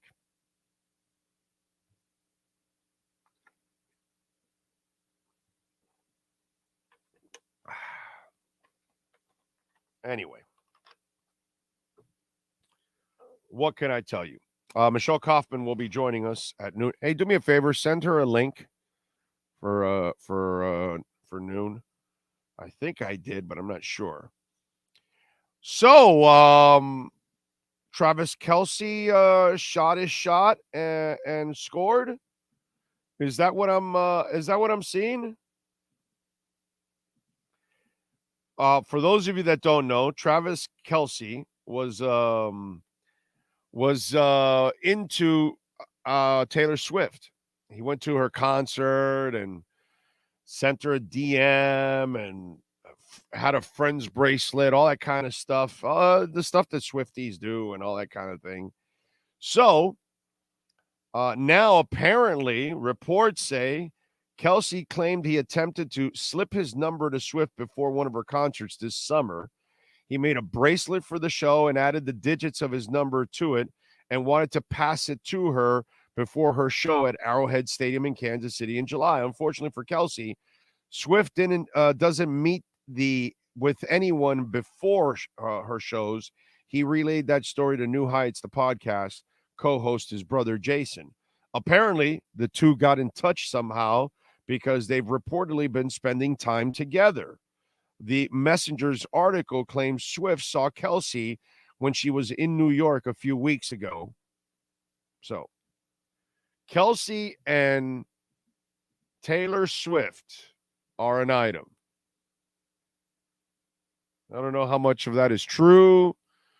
How much of it is really like, are they just friends? Did they just meet or whatever? Because remember, like Jimmy Butler was going on with like Selena Gomez, right? Or something like that. And then not going out or something, So I don't know what to believe, to be quite honest. Okay. But hey, man, respect. He shot his shot, and maybe he ends up scoring. Not my style. I'm more of a meat on the bones type of guy. But she is a pretty girl. I will say that. Good for him. Although she's not very good with relationships, right? She's very Jennifer Aniston. Jennifer Aniston's another one. Beautiful woman. Can't ever stay in a relationship. Weird. Let's go with music history. How about that? In 1980, on this date, Jackson Browne scored his only U.S. #1 album with Hold Out. In 1985, Don Henley was the big winner at the second MTV Video Music Awards, taking 4 Moon Men, including the one for Video of the Year with Boys of Summer. Bruce Springsteen also left a winner, getting Best Male Video for Oh, I'm on fire. In 93, the E Street Band drummer Max Weinberg began his new job as band leader for NBC's new show, Late Night with Conan O'Brien. In 91, on this date, Geffen Records threw a celebration to launch Nirvana's single, Smells Like Teen Spirit, but the band wound up being thrown out of their own party after starting a food fight. In 2011, Bush released their 5th studio album, The Sea of Memories, their first record in 10 years. In 2009, on this date, the MTV Music Awards, Green Day won 3 Moon Men, including the award for the best rock video for 21 Guns. And that's what happened today in music history. Let's go with some birthdays. All right. Niall Horan is a pop singer for the boy band One Direction. He is 30. Lily Reinhardt, actress, is 27. Playboy Cardi, rapper, 27.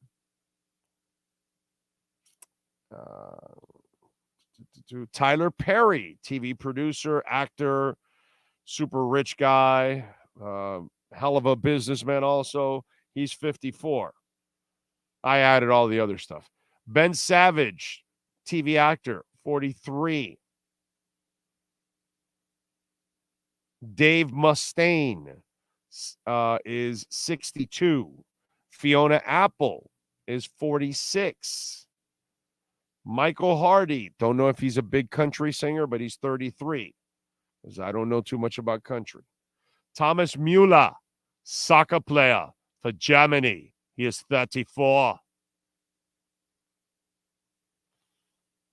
Let's see. Stella McCartney, fashion designer. She's 52 years old. Baron Corbin, wrestler, 39. Okay, I got a thumbs up. He's a real wrestler. Milton S. Hershey. I would imagine it's the Hershey Corporation, right? Is that the guy? Yes, the chocolate company. So the Hershey dude was born in 1857 on this date. Died in 1945. Zoe Berger, TV actress. She's 24. Swiss Beats, producer, is 45.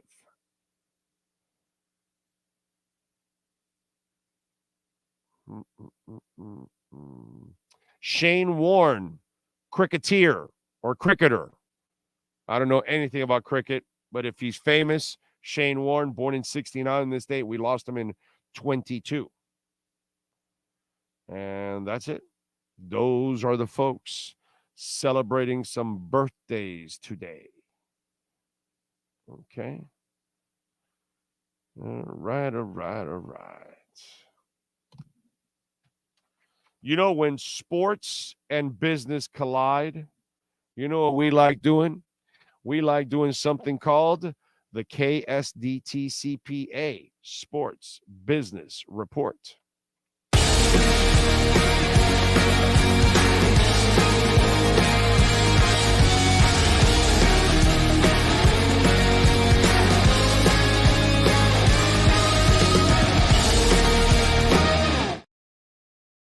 Aaron Rodgers' nightmare debut as quarterback for the National Football League New York Jets against the Bills attracted 22.6 million viewers in the U.S., making it the most watched edition of ESPN's Monday Night Football ever.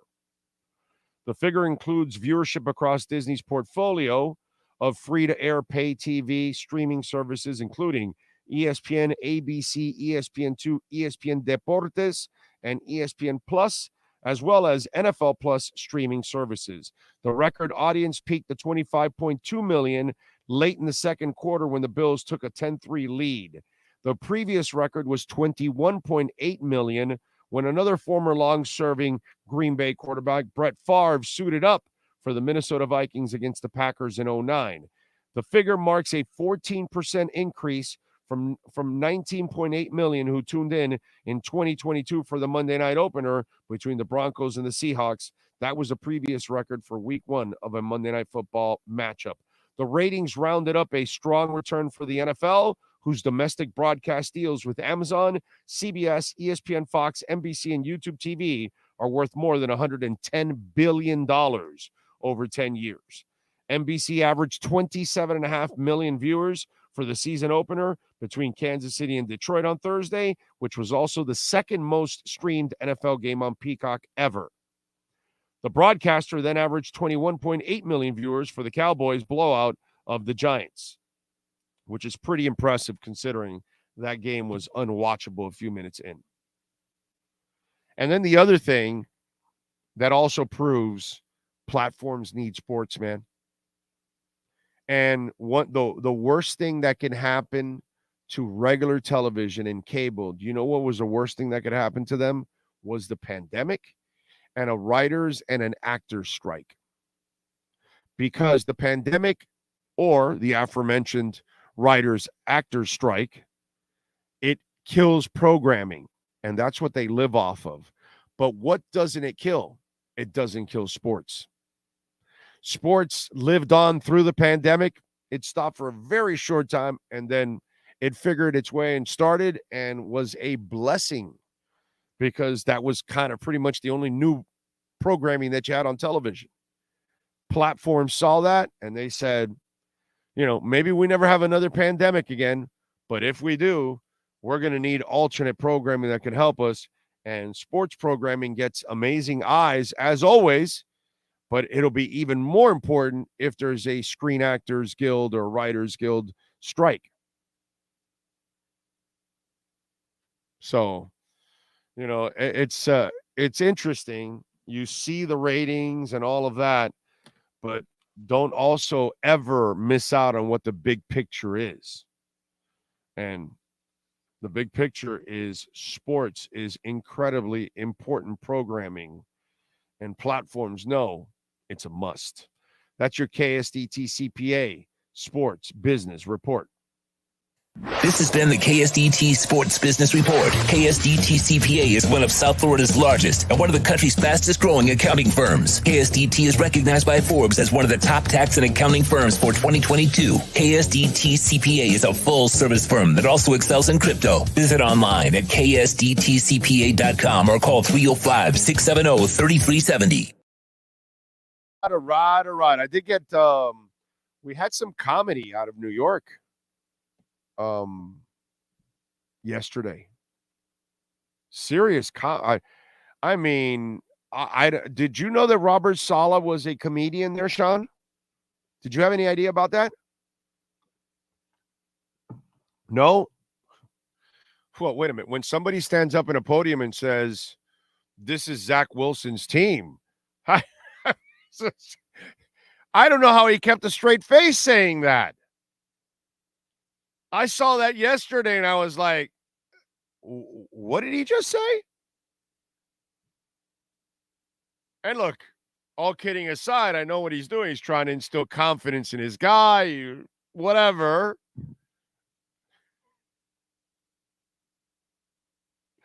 Are you kidding me, dude? This is Zach Wilson's team. That's funny. That's hilarious. Did you watch Zach Wilson play the other night? They got so lucky they were able to win. I mean, it's like it was lottery that he was able to complete a couple passes. It shows you that what Tua does, sometimes people will like, oh, well, his receivers. And that's so lazy, dude. It's just so lazy because if you put Skyler and my boy Poopart's guy, Teddy Bridgewater, and Poupart thought Teddy Bridgewater could do the same stuff to Tua, and no, he can't. It's just funny how just because he has the receivers, yeah, you're going to be able to throw and deliver the ball with the same kind of accuracy and timing and all that kind of stuff that Tua does. Sure, dude. Sure. Yeah. There was one play on Sunday that I told you about when I was watching the lines. Purposely, they did this a couple times. Literally, they did this twice. They left Joey Bosa unblocked. And they just said, go ahead, rush the passer. Go rush the passer, dude. And it was all planned. And most of the quarterbacks that we've had here can't pull off that. They don't have the balls. They don't have the guts. They don't have the ice in the veins like Tua does. That, hey, on this snap, we're not blocking Bosa. We're just going to let him come right at you because we know you're going to get rid of the ball on time and on target. No shot. No shot, John Beck, Pat White, whatever. Anybody that you want to mention can do that. Dude is a badass, bro. And, I get the people that keep making excuses. I know why you keep making excuses. Because you didn't believe in him in the first place. So you keep making excuses to try to justify your terrible opinion. That's all. Because nobody says Joe Montana was great only because he had Rice and Taylor and Dwight Clark. Nobody says that. They just say Joe Montana is great. But with Tua, you have to give everybody else credit except the quarterback. What you got there, Sean? No, when you were talking about the comedy coming out of New York, I thought you were talking about the Michael K incident. Oh, dude, that was terrible. He picked on the coach. I know this story. So apparently he ripped Brian Dable because they got their asses kicked. And he found out that they had a party the night before the game, right? And normally you're not going to have parties and all that. So he ripped them. So you had a party, this, that, and your team wasn't prepared and all that, and you couldn't score points. And then goes to show he found out that it was his 6-year-old's party. So you're the father, and yeah, you don't want to have parties, but bro, your 6-year-old only has one party. It's only once a year. And you're not going to do it on a day that is not his birthday. You don't do that to a 6-year-old. A 6-year-old, you do a birthday party on their birthday. And if it happens to be the day before the game, then so be it. If it happens to be the day of the game, well, then that'll be a whole different ball game and a whole different ball of wax and problems you have. But if it's not on the day of a game, you're going to do it on that day. So he went on radio and ripped them into all that. And, and then he come to find out that it was his kid's birthday. And so then Michael Kay was embarrassed and had to apologize for ripping Brian Dable about something that he shouldn't be ripping him about. So, yeah, I saw that. I like Michael Kay, man. I think he's an excellent broadcaster. Yeah, he effed up there. He effed up there big time. I mean, we're all human, but you got to have all the information, dude. And Brian Dable just doesn't look like that kind of guy that is not going to take this shit serious. It just doesn't look like that. You gotta, as De La Soul would say, you got to tread water. Okay. Please block 305 Sportscast. Just another troll, man. Why? What happened? Okay, I don't know. Let's see. Gleason, the type of listener that likes the guests who come on, but not everything the host talks about. Are you really upset because I'm not you, but you still haven't told me where I'm not accurate? What happened? What did he say? I'm thumbs down every time. Big O is trash. I'm waiting for his guest to come on. So then why are you watching, bro? If I'm trash? I'm not sure. If I'm trash, then why are you watching? Here, just get rid of them. Here, block them out. Block out 305 Sportscast. That's all.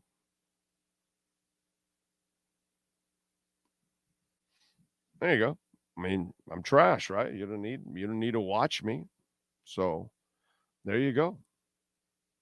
Now you don't even have to be on the chat. You don't need to watch me, bro. Go, leave. That's all. 305 Sportscast. We don't need your sorry ass here. So anyway. I didn't know that Fangio played on defense. Isn't that I didn't know that Fangio played on defense. Isn't that he's the DC? Well, it's his job. If his defense sucks, he sucks.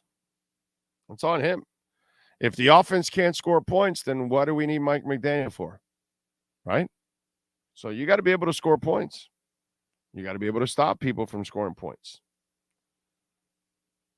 There are so many Giants fans that want to fire Dable. It's crazy how one game can make the coach. I got to tell you something. Where they screwed up was the Daniel Jones thing. And I don't know whose decision that is. I don't know how much Dable had to do with it, the general manager and the ownership group. But in my eyes, I would have never given Daniel Jones any money. I think Daniel Jones is a jag.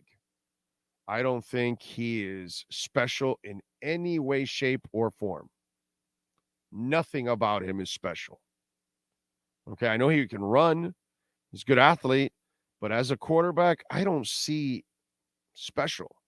I don't know why you gave him the money.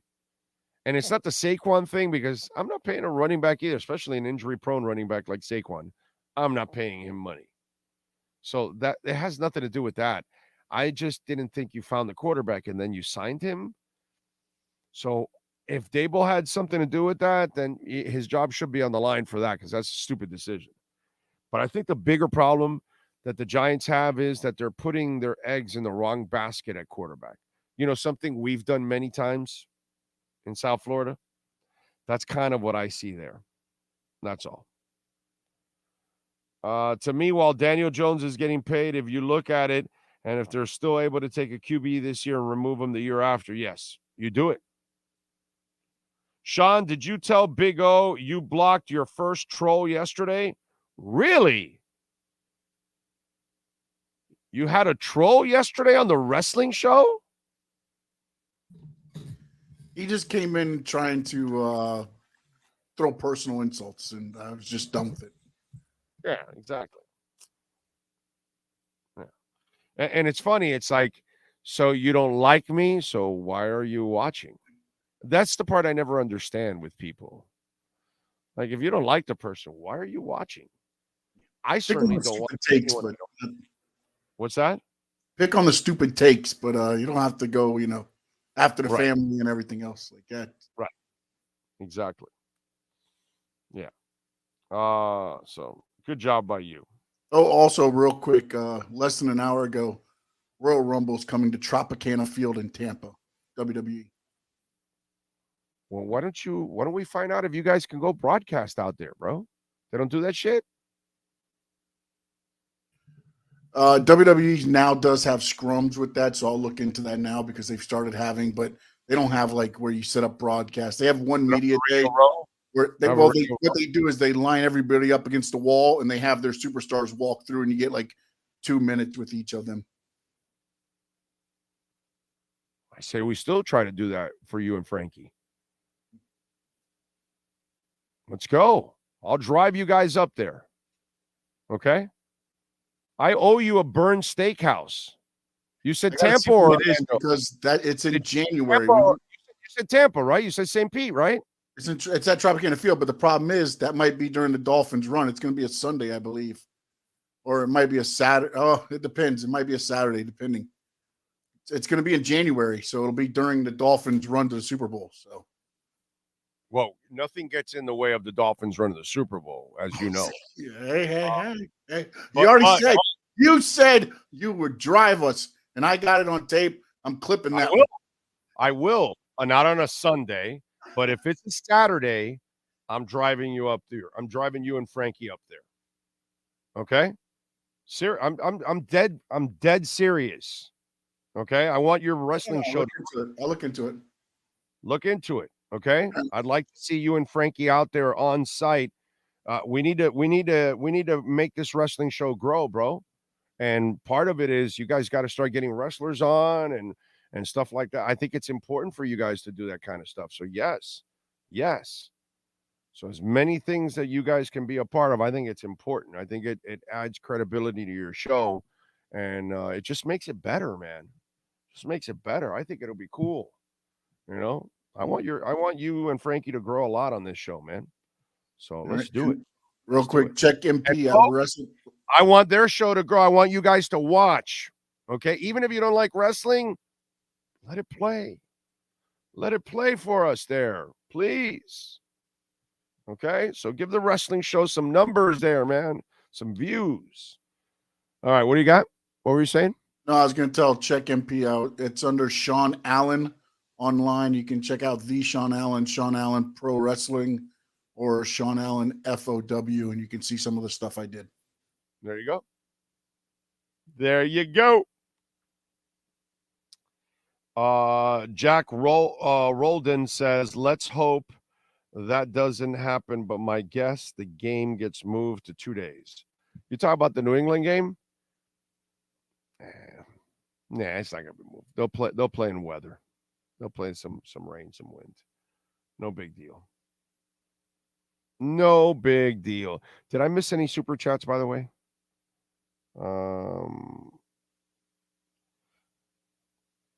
Let's see. No, I did not. Remember, you make a donation. No, yeah.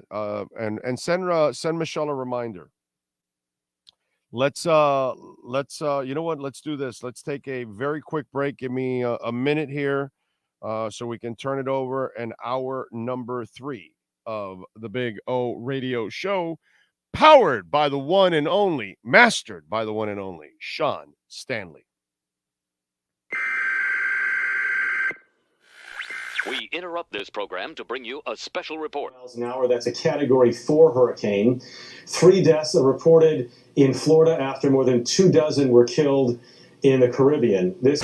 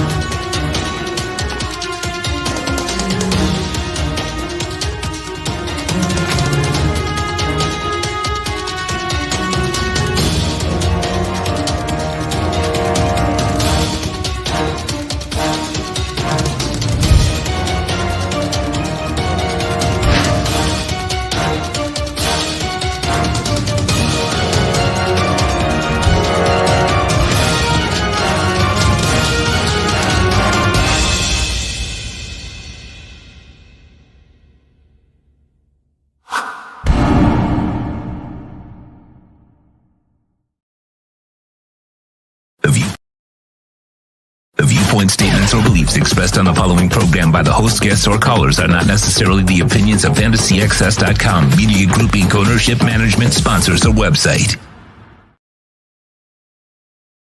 When you want to find out the latest with Messi and Inter Miami, there's only one source soccer fans have counted on for over 20 years. Michelle Kaufman of the Miami Herald. It's time for the EJDconstruction.com Inter Miami CF report. Here's Michelle Kaufman.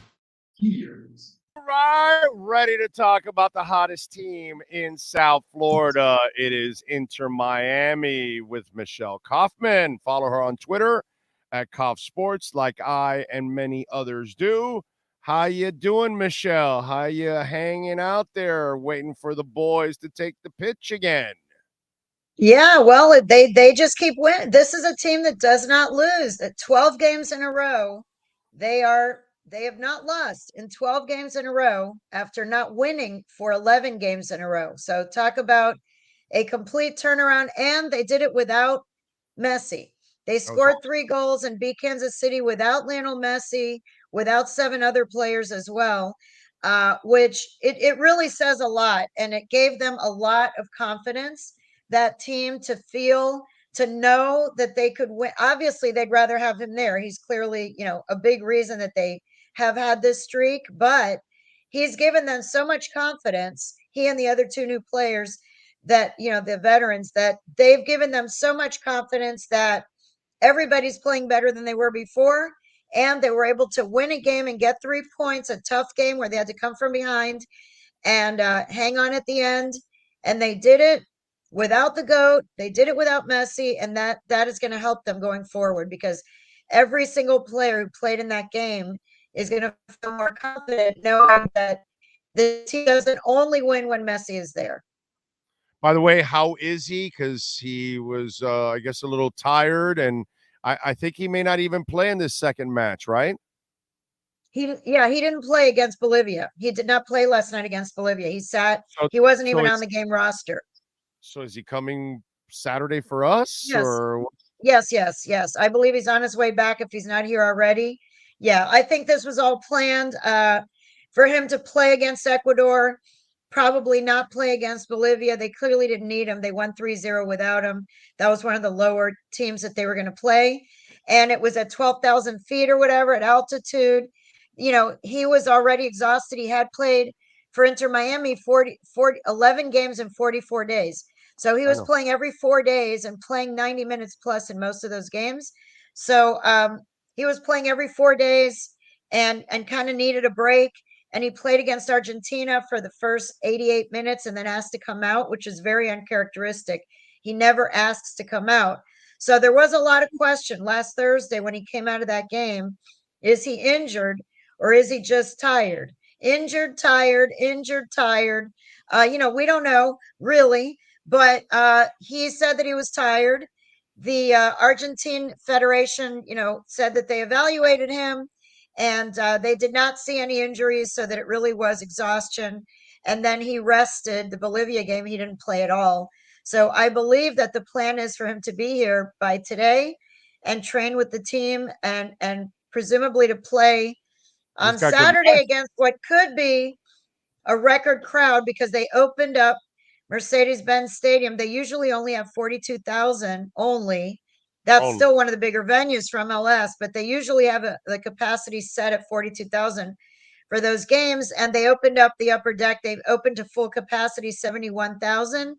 And I'm hearing that, they're kind of shooting for a full house. And it's on artificial turf. That was the other big thing Yeah. I don't think people realize, because I've been to Atlanta, they're huge over there. Like, people are walking around with United jerseys left and right. Metro buses are all,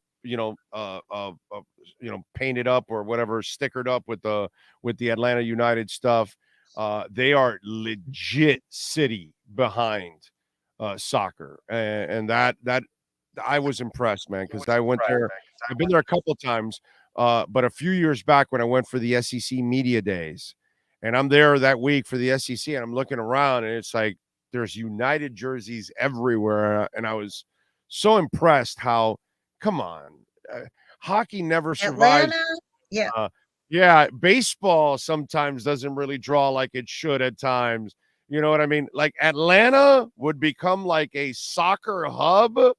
That is nuts, dude. And they are full blown supporting their team. They're awesome. Well, one reason, there's a few reasons. I mean, obviously the owner, who also owns the Falcons, has done a great job of getting that fan base super excited about Atlanta United. And you're right. When I've been in Atlanta, a lot of the houses have Atlanta United flags hanging outside their garages, and people have flags hanging from their cars. You do see, like in the airport, where you can buy all of their gear and all of their merchandise is everywhere. So that's one thing. But then also Tata Martino and Joseph Martinez also are a big reason that the fans are so rabid up there, because they led that team to the MLS Cup in 2018, 5 years ago. And that team became, in their second year in existence, became the best team in the league under the guidance of Tata Martino and with Joseph Martinez as the league MVP. So this game coming up on Saturday also has that side story, which is the return of Tata, the return of Martino and Martinez, the return of Tata and Joseph back to where it all started for them with MLS. And it's going to be interesting to see what kind of reception they get. It's going to be interesting to see if Tata decides to start Joseph, or does he start Leo Campana, who was just named MLS Player of the Week this week for 2 goals against Kansas City. So he's got a really tough decision there between those two guys, because one of them has a long history with Atlanta, knows the opponent, knows the artificial turf surface, knows the crowd, and obviously has something to prove against the team that dumped him. On the other hand, you've got Leo Campana, who, are you going to sit the guy who has scored 2 goals against Cincinnati and 2 goals against Kansas City, and who's, riding the week where he was just named MLS Player of the Week? So that's going to be interesting to see who plays there. But yes, Atlanta is a very soccer loving town at this point, and they are big on this team. And I've heard that, the crowd is going to be really, really big. And I looked at the tickets, even at the 300 level, on the upper deck at the 300 level, tickets were going for like $250, $300 at the upper level corners, on the upper level corner seats. Wow, that's insanity. I read most of your stuff. I don't know if maybe I missed it. Have you asked Leo what is he doing to stay healthy? Because Campana's issue was never whether he could play or not. We all saw the talent. It was there. He just kept getting injured and couldn't stay in the lineup. Have you asked him what his regimen is now? Did he figure out his body? I mean, I don't even want to add any bad luck to the whole thing, because the guy's on a run right now, and it's not on a run of scoring. I mean, on a run that he's playing every game. He even played that 130-minute game, which I was really impressed with. So his durability and availability has improved. I wonder what he's doing. I wonder what he figured out. I don't know that, because we really don't get to talk to him. We've only gotten to talk to him one time. I believe it was August 17th. We've only had one interview with him, so we don't get to talk to him. We don't get to ask him questions. We have not had a chance to ask him about this run of, he has scored 11 goals over 11 games, which is an incredible stretch. We have not had a chance to talk to him about that success that he's had, or about the decisions, to not play in Bolivia or to play in Bolivia. I mean, we don't really get to ask him those questions. We don't. Well, I you guys need to make your players more available to the media, because these are stories that we need to find out. They're interesting. I think it's a great story, actually, the stuff that he has been able to overcome, because we look at Robbie Robinson, and he's been in his abyss for one thing or another and never gets out of it. Whereas this young man had to deal with his body constantly breaking down. Yeah, and he's 36. He's 36 years old. He's 36, but he does not come out of games. Campana? We're talking about. I'm talking about Campana. Oh, you're talking about Campana. I thought you were talking about Messi. I'm sorry. I thought you were talking about how is Campana. Messi playing so many games. That's the Okay. story you should get access to Campana because Oh, yes. I think I think that's a great story. What he's doing. Yeah, he did talk at the beginning of the season before the season started. Right at the early part of the season, I did do an interview with him. He did say back then that he was doing things because he was coming off this season where he had so many injuries, and he did say that he was eating differently, that he was working out differently, that he was working more on recovery than he had before. You know, that after every game he was doing a lot more work on recovery that he had done before. But yeah, it is an issue, especially with these cup games that they were playing. Like I just said about Leo Messi, I'm sorry, I thought you were talking about him. That, you know, playing 90 minutes for game after game after game every fourth day. That's a lot to ask of your body, especially, by the way, Messi's 36. No, Campana's not 36. But for any of them at any age, to play that many games in a row and to play cup games, league games, you know, every couple of 3-4 days, you're back on the field playing a game that's really tense. So, yeah, they need to do a good job. And they did have some injuries beginning of this year. I mean, you saw Gregory got injured, Mota got injury, Negri also got injured, Coco Jean got injured. They all had knee injuries. So, and Ian Frey with a second knee injury. So this team has had quite a few injuries to players that were key players.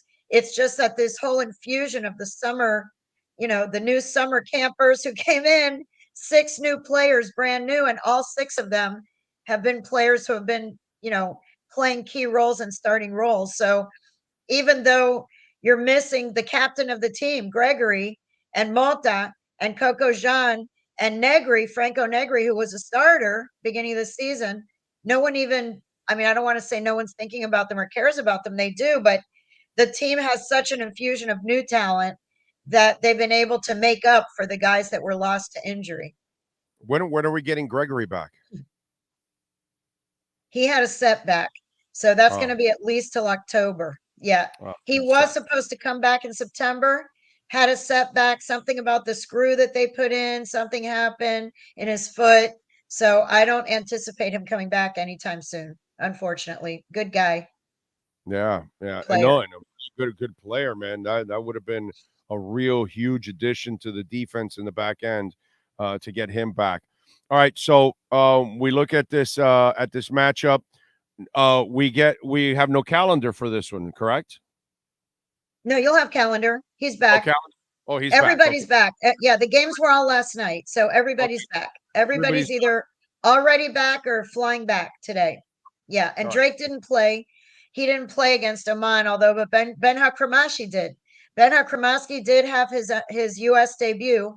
He played 20 minutes last night for the U.S. senior national team, which was an amazing moment to see that 18-year-old go from youth academy kid to U.S. national team in the span of 1 year.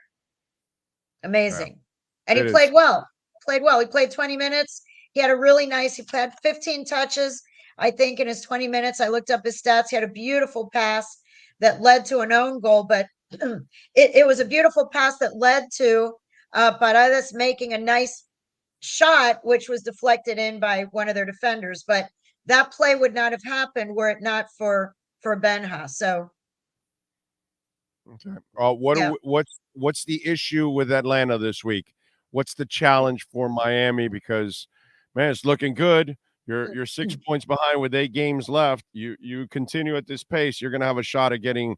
By the way, the 8th spot is now becoming available to you also, because that's only 1 point ahead of the 9th spot, and you have 2 games in hand on the team that's in the 9th spot and 1 game in hand with the team that's in the 8th spot. So Miami has a real shot at the 9th and the 8th spots. They do. They really do. They've closed the gap from being 12 points down when Messi got here, and they were in last place in the standings, and they were 12 points away with 12 games remaining. And that seemed insurmountable in a way. Now they've cut the gap to 6 points.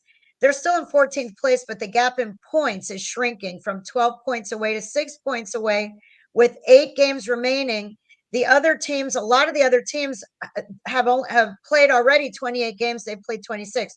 So they do have 2 games in hand to many of these teams that are ahead of them, which is going to be critical in the last few weeks of the season. These 2 games in hand is going to be really big when you start doing the math. And yeah, Miami has 28 points right now.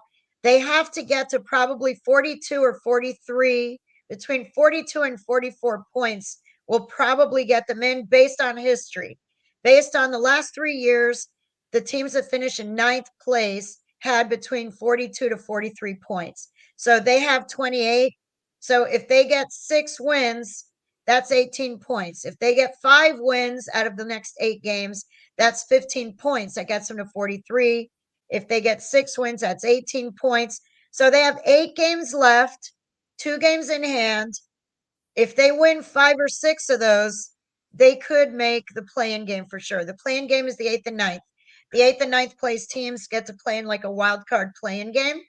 So they would get that wild card play-in game spot with 8th or 9th place. And all of a sudden that seems, that doesn't seem like a crazy notion anymore at this point, like it did before. You keep saying, well, how many more can they win? But every week we say the same thing. Can they keep doing this? Can they keep doing that? They keep doing it. So, yeah. All right. Biggest challenge that Atlanta possesses for Miami on Saturday at 5:00. What is it? Well, one of the biggest challenges is the surface, artificial surface. This is a surface that Messi has not played on since he was a child. And the same goes, I think, for Busquets and for Jordi Alba. These are 3 of the key players on the team. They don't play on that. They have not played on that since they were kids. And so, that is a very different surface. Obviously, they'll be training on it this week. Inter Miami has an artificial field that they can train on, but it will feel different on their feet. The ball rolls different. It is different to play on that surface. And then the crowd, it's potentially going to be, I think it'll be obviously the biggest crowd that they've ever played against, played in front of, because it's going to be maximum 50,000 people, beyond that probably. So it's going to be a huge crowd. And then, Thiago Almeida, who's on the Argentine national team and who is a teammate of Messi's, he's obviously a very, very good player. He's on the Argentine national team. He's going to want to do well. But I will say this is the 3rd time these 2 teams have played this year. Miami beat them without Messi. First weekend of May, Miami beat them 2-1.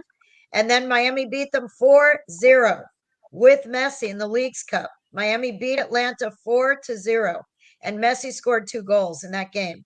So Miami has already won both times that they've played Atlanta, even though Atlanta's 6th place in the standings with 42 points and Miami's in 14th place. You would think on paper that Atlanta's a big favorite at home. But the times that they have played, 2 times, Miami has won both of those games, 2-1 and 4-0. So I don't think they're as big of an underdog as it maybe looks if you just were to look at the standings. They've already beaten them twice. This one, of course, will be up there. It will be a huge crowd. It will be on artificial surface. So it's going to be interesting to see. By the way, after the win in LAFC, I don't think Vegas is going to heavily favor anybody against Miami on the road. It doesn't matter. If Miami's a road team, they'll either be favored, or if the other team's favored, it'll be barely, because I think they kind of learned their lesson after that performance at LAFC, because so many around the league did not think that Miami was even ready for that game. And that game sent a huge message around the league, like, holy crap, these guys went to LAFC and won. Like that was huge, man. That was, yeah. And they went to Philly and won. They went to Philly and won. They went to New York. They went to Cincinnati, which was an incredible crowd. That was not filled with pink shirts at that one. That one was filled with Cincinnati fans. And yeah, it was a close game and everything, but they have been winning everywhere. They've been winning at the hardest stadiums to win at in this league. And this is going to be yet another one. Atlanta is going to be, a huge high profile game. But I would not, I don't bet, but I wouldn't bet against Miami. They haven't lost in 12 games. It's unbelievable what they've done. It really is. And maybe the odds would tell you, well, at some point their luck is going to run out. They're going to have to lose. But so far, we keep saying that. I remember saying that when they were going to play Philadelphia. I thought, well, Jim Curtin, he's the best coach in MLS. This is going to be, one of the best coaches in MLS. This is going to be a huge test for them. And, they just keep on rolling. Same with Cincinnati. Great team. Nashville, they beat Nashville on the road. They beat Cincinnati on the road. They beat New York on the road. They beat LAFC on the road. Yeah. Maybe it's not about luck. It's about skill. Maybe that's what it is. We keep thinking they're very good. Because sometimes when you're an upstart team, you're an underdog and you get on a roll, you're the Marlins and you get on a roll. Okay, you don't have a big payroll. And so you kind of think, okay, when are the wheels going to fall off? When is your luck going to run out? But there's a difference here. You got the best player in the world, and you have built actually a really good team around him. And then you've put some really nice young players around him. It's just, maybe it's not luck. Maybe it's just that they're winning. They're good. That's what it is. Oh, before I let you go, one of the young guys did get hurt. One of the under 22 guys. What's the deal? What do we know? Diego Gomez. Yeah, yes, he got hurt. He got hurt playing for the Paraguay national team. I'm waiting to hear his status coming back. He didn't play in their second game. So he injured, I believe it was like a leg muscle, like a thigh muscle or calf or something like that. And that, those things can be tricky. So I have not heard an injury update. They were waiting for him to come back here and to evaluate him to see, what his availability. That's for Diego Gomez for Paraguay. Yeah, he did get injured in that game. He did. Yeah. All right. Yeah. Follow her on Twitter at Kauf Sports. Catch her work there at the Miami Herald, always getting it done and giving you all the insight on Inter Miami as they get ready for the Atlanta United. And that'll be Saturday at 5 o'clock on the road. Saturday at 5. Yeah, it's an early game. Yeah, 5 o'clock on Saturday. So don't wait till 7:30 to tune in. 5 o'clock. I know, it should be fun to watch a game with 70,000 people screaming. And I'm sure a lot of them will be screaming for Inter Miami because Inter Miami is bringing it on the road too, which is actually really cool. Michelle, they've kind of become like the national team. They've kind of become like the national team of MLS that everybody has their team, and then they're interested in watching Miami, and they're all interested to see Messi. So it's really they're drawing everywhere they go, and it's fun. It's been a fun ride. Tell them about the Herald. What do you got going on, and of course the podcast. Yes, I have a podcast. It drops on Thursdays. It's called Inside Inter Miami, and it'll be, even more, all kinds of stuff. Listen to Big O's, listen to this podcast, and then you can never get enough of this team, of course, right? So you'll get to, I'll talk again about some of the stuff we talked about and some stuff we didn't talk about on Inside Inter Miami with my co-host, Andre Fernandez. That drops on Thursdays. And then, my stories. I did a story. If you haven't read it yet, they just signed a 16-year-old, Santi Morales, who's the son of Javi Morales, the former MLS star from Real Salt Lake. They just signed his son, 16 years old, yesterday, the 7th homegrown player to be signed from the academy to the first team. So David Beckham wanted all along to bring up academy players, and they've been doing that to the tune of 7 guys already from the academy team on the first team. So I wrote a story on him, and I'll be previewing in the Miami Herald on miamiherald.com, previewing the game against Atlanta. I'll let you know the update on Messi's condition, Diego Gomez, all the different injuries and all the, everything leading up to the game on Saturday to get you ready for the big game. And by the way, to kind of explain for people that are kind of new to all of this, the importance of developing all these academy players, it's not only so you can have young players come up and obviously become stars for you and foundational pieces. But if you get to a point where you're developing more than what you need, you then start to sell these players. And then as a business, you start to bring in revenue that way also, which allows your soccer business to grow too at the same time. So it's kind of a two-headed monster that you're trying to solve two things. One, take care of your own team, but on the flip side, business, you might be able to sell somebody for some serious money, right? Yeah, the MLS has been wanting to become more of a selling league than a buying league. Yes, they've been bringing in stars from Europe and Latin America, but they would like to actually sell also and they've been selling a lot more players in recent years. And so that's what Inter Miami is trying to get to, that level too, where they develop players. And then, some of these guys become coveted by scouts around the world. Then they can go play in Europe, and Inter Miami gets a big paycheck for them and a big transfer fee. And then they can use that money to continue to build the roster. So absolutely, the development of the youth is partly for the short term, but also for the long term, to build your long-term roster by having more money in your coffers to be able to buy some of these big-time players. Yeah, and the U.S. and the MLS has done a nice job of growing in that direction. They're no longer a retirement league, and I'm really proud of the MLS watching them the way they are now. Michelle, as always, you're awesome. Enjoy the game. Enjoy the week. We will catch up next week, and hopefully the boys will continue to climb in the standings. All right. Thanks. Thanks for having me. This is fun. Always fun. Thank you, Michelle. There you go. Michelle Kaufman with our EJDconstruction.com Inter Miami CF report. You've been listening to the EJDconstruction.com Inter Miami CF report with Michelle Kaufman. For additions, home remodeling, and custom work, call Eric at 305-433-4843. EJDconstruction.com is the custom home builder and general contractor you can trust. 305-433-4843. Right. And of course, Cutter's Edge Pro. We love Will, Mike, all the great people at Cutter's Edge Pro. They know how to get it done. It's one of those things when you have the proper landscaping in your home or your business, it just adds something to it, right? You want your house painted, you want everything organized, but yeah, man, if the grass doesn't look good, if the trees are all screwed up and the bushes aren't maintained and all that kind of stuff, it just doesn't look right. And maintenance is also incredibly important. So call our friends at Cutter's Edge Pro if you want to obviously add some landscaping. And if you own dogs like I do, add some artificial turf. That is absolutely awesome. Your business, your HOA complex, condominium complex, you can take it to the next level, of course. And if you need some maintenance for your condo complex, your home, your business, because it's not being kept up the right way, call the great people at Cutter's Edge Pro. They service all of South Florida. They've got over 70 trucks. They do from synthetic turf to tree trimming and removals, landscape design, folks, irrigation design and build.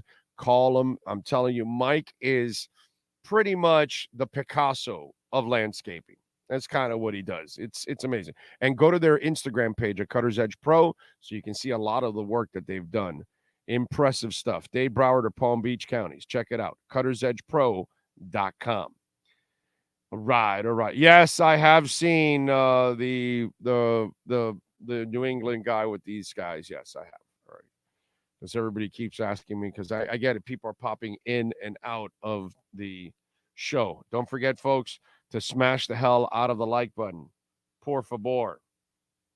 Do it. What else do we have going on?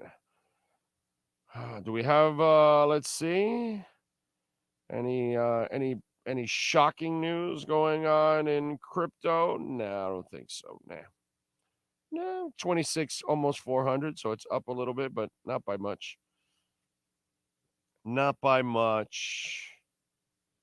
But it's at least good that it's up a little bit. H-bar went up some. It's up over 4%. And let's see, stock market, where we at right now? Up 64 points. S&P's up 14.5 points. NASDAQ is down 1/3 of a point. So no shocking developments in the world of finance. Let's go over our 3A Graphix sports calendar. We love Alan Blanco and the great people at 3A Graphix. Custom printing and embroidery. They're in Hialeah. So anywhere in South Florida, you're looking for your business, your company, your school, uniforms, whatever it is you're looking for, 3A Graphix can do it for you. Custom printing and embroidery. They are at 980 West 22nd Street in Hialeah. They got a big old beautiful building over there. 786-251 3404. Tell them that Big O sent you. 786-251-3404. Brewers defeated the Marlins yesterday 3-1. So they've lost the first two in this series. Arraez did hit his 7th home run, a solo shot. So at least he got that. He's batting 348. Tonight, they continue their set with the Brewers. They got to start winning some of these games because they're falling behind. Braxton Garrett taking on Trevor McGill. Garrett is 8-6 and a 3.82 ERA. Trevor McGill is 1-0 and a 3.38 ERA. Thursday, University of Miami will be back in action tomorrow night at 7:30 on the ACC network. They will take on Bethune-Cookman. They will host Bethune-Cookman at Hard Rock Stadium. All right. Short week. So no need for Cam Kinchins, right? It's a short week. Why play him? You don't need him. It's kind of like Messi. You didn't really need him for the last game. So why even play him? You dominated. Same thing here. Bethune-Cookman has no shot, especially the way the Canes are playing now in the first 2 weeks. They should rip their asses apart. So nothing against Bethune-Cookman. We love you as a Florida school, but you got no shot against Miami. You should be able to take care of business, and Cam Kitchens can get some rest. Thursday, by the way, night, 8:20, you'll get to watch the Vikings and the Eagles. All right, Eagles favored by 7 in that matchup. Over and under is 49. And then Saturday at 5 o'clock, Inter Miami CF will visit the Atlanta United. And in that game, by the way, Atlanta is plus 135 on the money line. Inter is plus 150. And Inter Miami plus half a goal is minus 185 on the money line. Minus half a goal for Atlanta. They are plus 130. I'd take Miami in the money line, and I'd lay half the goal. Seriously. Why would you? I'm going to keep riding it because it's not luck. They're just better than most of the teams are playing. They're better than Atlanta. So kind of like that. That is your 3A Graphix sports calendar. Appreciate all of you out there as always. Mike Moynihan says, with Tua, I think they are legit durability concerns. I honestly feel like he really worked on his body this offseason. Things may be different now, but only time will tell. Of course. Yep. Oh, tell Michelle to speak Spanish. But she does speak Spanish if you don't think she does. But then we'd lose some of our audience. ESPN loves the Dolphins now? Well, yeah, everybody's gotten on the bandwagon now, right?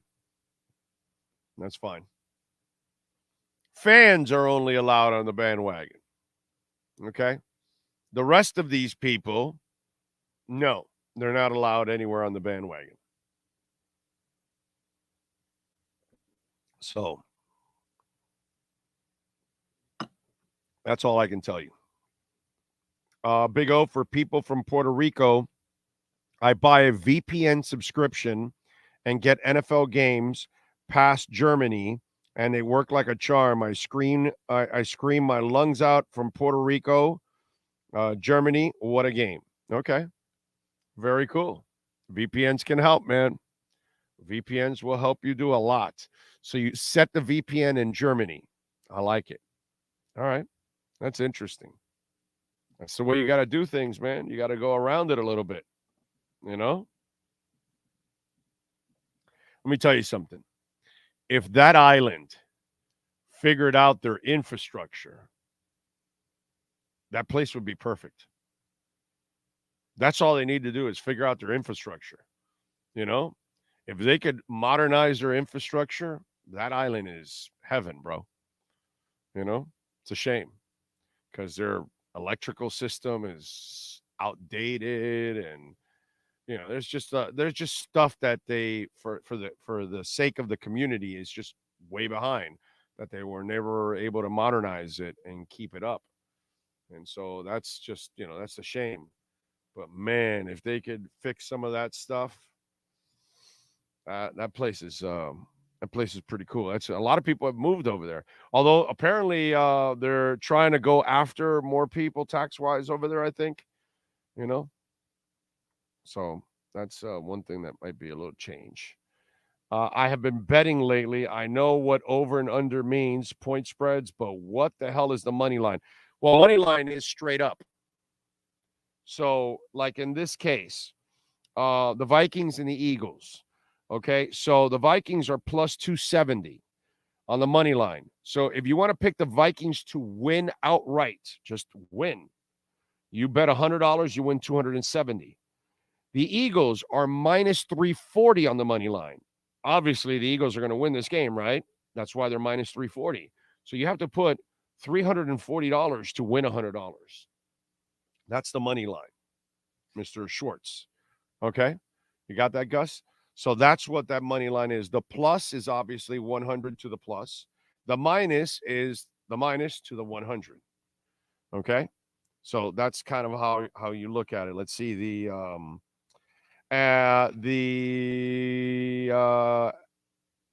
what's it called? Atlanta United is plus 135. So you bet 100, you win 135 against Inter Miami. Okay? So, yeah, that's how the money line goes. Dolphins are minus 135 against the Patriots. So you've got to bet 135 to win 100. And then the Patriots are plus 114. So you lay 100, you win 114 if you bet them outright. I'm doing the same thing I did with the Chargers this past week. I'm taking the Dolphins on the money line because 135 is not too bad. I'll give up the $35. And then I'm laying the 2.5 because I know they're going to win by more than 2.5. I think they'll win by 7 or 10 points. I like their defense. New England, I respect their defense. They got a good defense, but I don't think that their offense is going to score that much on Miami. And I think Miami will figure out a way to loosen up that defense too. I don't know how they're going to pressure Tua. Now with the way they're getting rid of the football, and they did that, man, they were awesome yesterday. Oh, I'm sorry, on Sunday. I was just watching it again yesterday, and I was so impressed. The offensive line. By the way, for Dolphin fans out there, okay, have you watched the game again? If you haven't, please go and do the experience I had yesterday. Please watch the offensive line because that was fun to watch. The success, the way they changed things up, how sometimes one guy got double team, another time he was solo, another time he was all alone.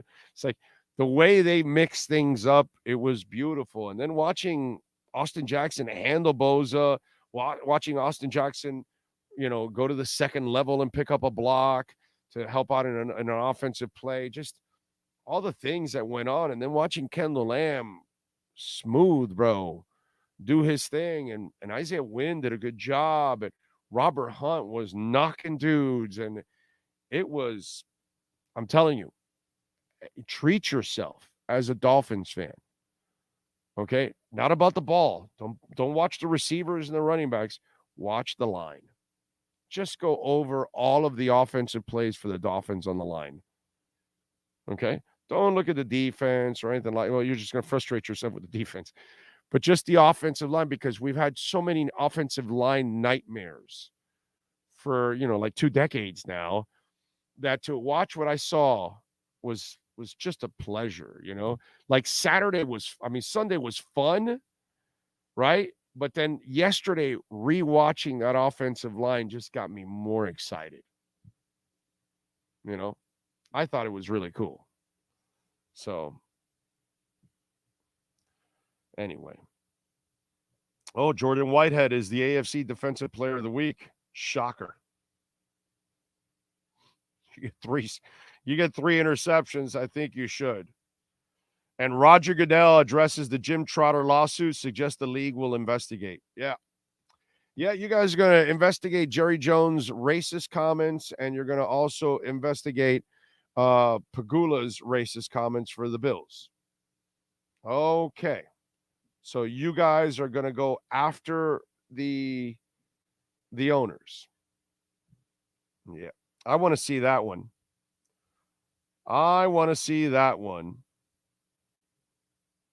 I want to see that one. Because he's got a juicy quote of Jerry Jones. Trotter, while on the field before the game, was congregating with other reporters. Here's what the complaint alleges in paragraph 113. At one point, Mr. Trotter was speaking to Will McClay, the Cowboys' vice president of player personnel, about the fact that NFL teams tend to not draft many players out of the historically black colleges and universities, and whether that might be due to a lack of black people in personnel decision-making positions, i.e. general manager. Mr. Jones joined the conversation, and Mr. Trotter asked why teams have so few black decision makers. From paragraph 14, in response to Mr. Trotter, Mr. Jones dodged the question and stated that players get a large percentage of league revenue and majority of players are black. In effect, Mr. Jones was stating that black people should be happy for what they have and not seek further advancement of their rights, positions in society, or equality. From paragraph 115, Mr. Trotter reiterates his question, and Mr. Jones responded, I'm starting to feel a little defensive.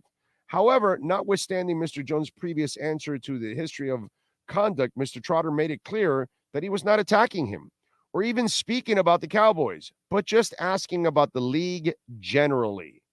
Paragraph 116, Mr. Jones finally responded, if blacks feel some kind of way, they should.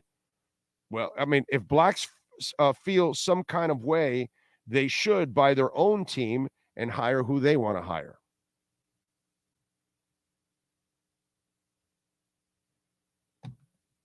So you're going to go after Jerry Jones, and you're going to go after the Pagulas for their racist comments. So the league is going to investigate its own owners for racist comments, and they're going to get rid of Jerry Jones? Come on, man. And listen, I don't need that to know that Jerry Jones is racist. When he got all of the Cowboys to kneel before the game with him, that was as plantation owner as it gets. And that was as embarrassing for those players as it gets, because that was them just being freaking tools. Okay? If I was a player, I would have been disgusted by that. I would have said, I'm not doing that, brother. You want to cut me? You want to trade me? Go ahead. F you. I'm not going to be your dog on a leash. You know what I'm saying? So I don't need that. I can see Jerry Jones. I know what he is. I can read through the phoniness. But I also read through the phoniness of the league. Come on, man. You know. But I do believe Jim Trotter 100%. Okay? 100%.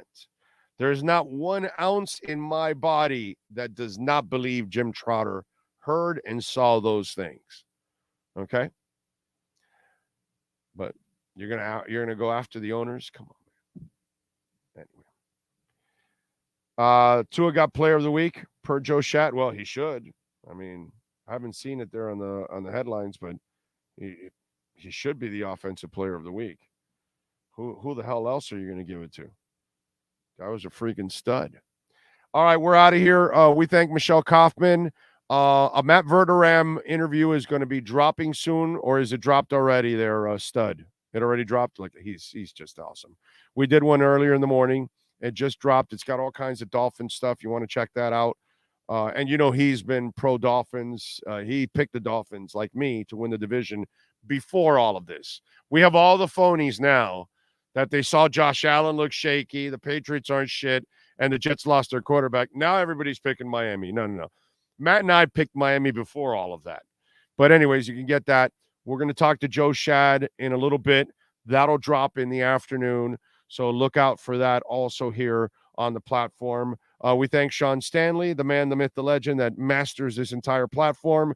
We thank Michelle Kaufman. As always, we shall see you tomorrow, 3 p.m. We'll be live at Hialeah Park, baby, right here, getting it done on the Big O Radio Show.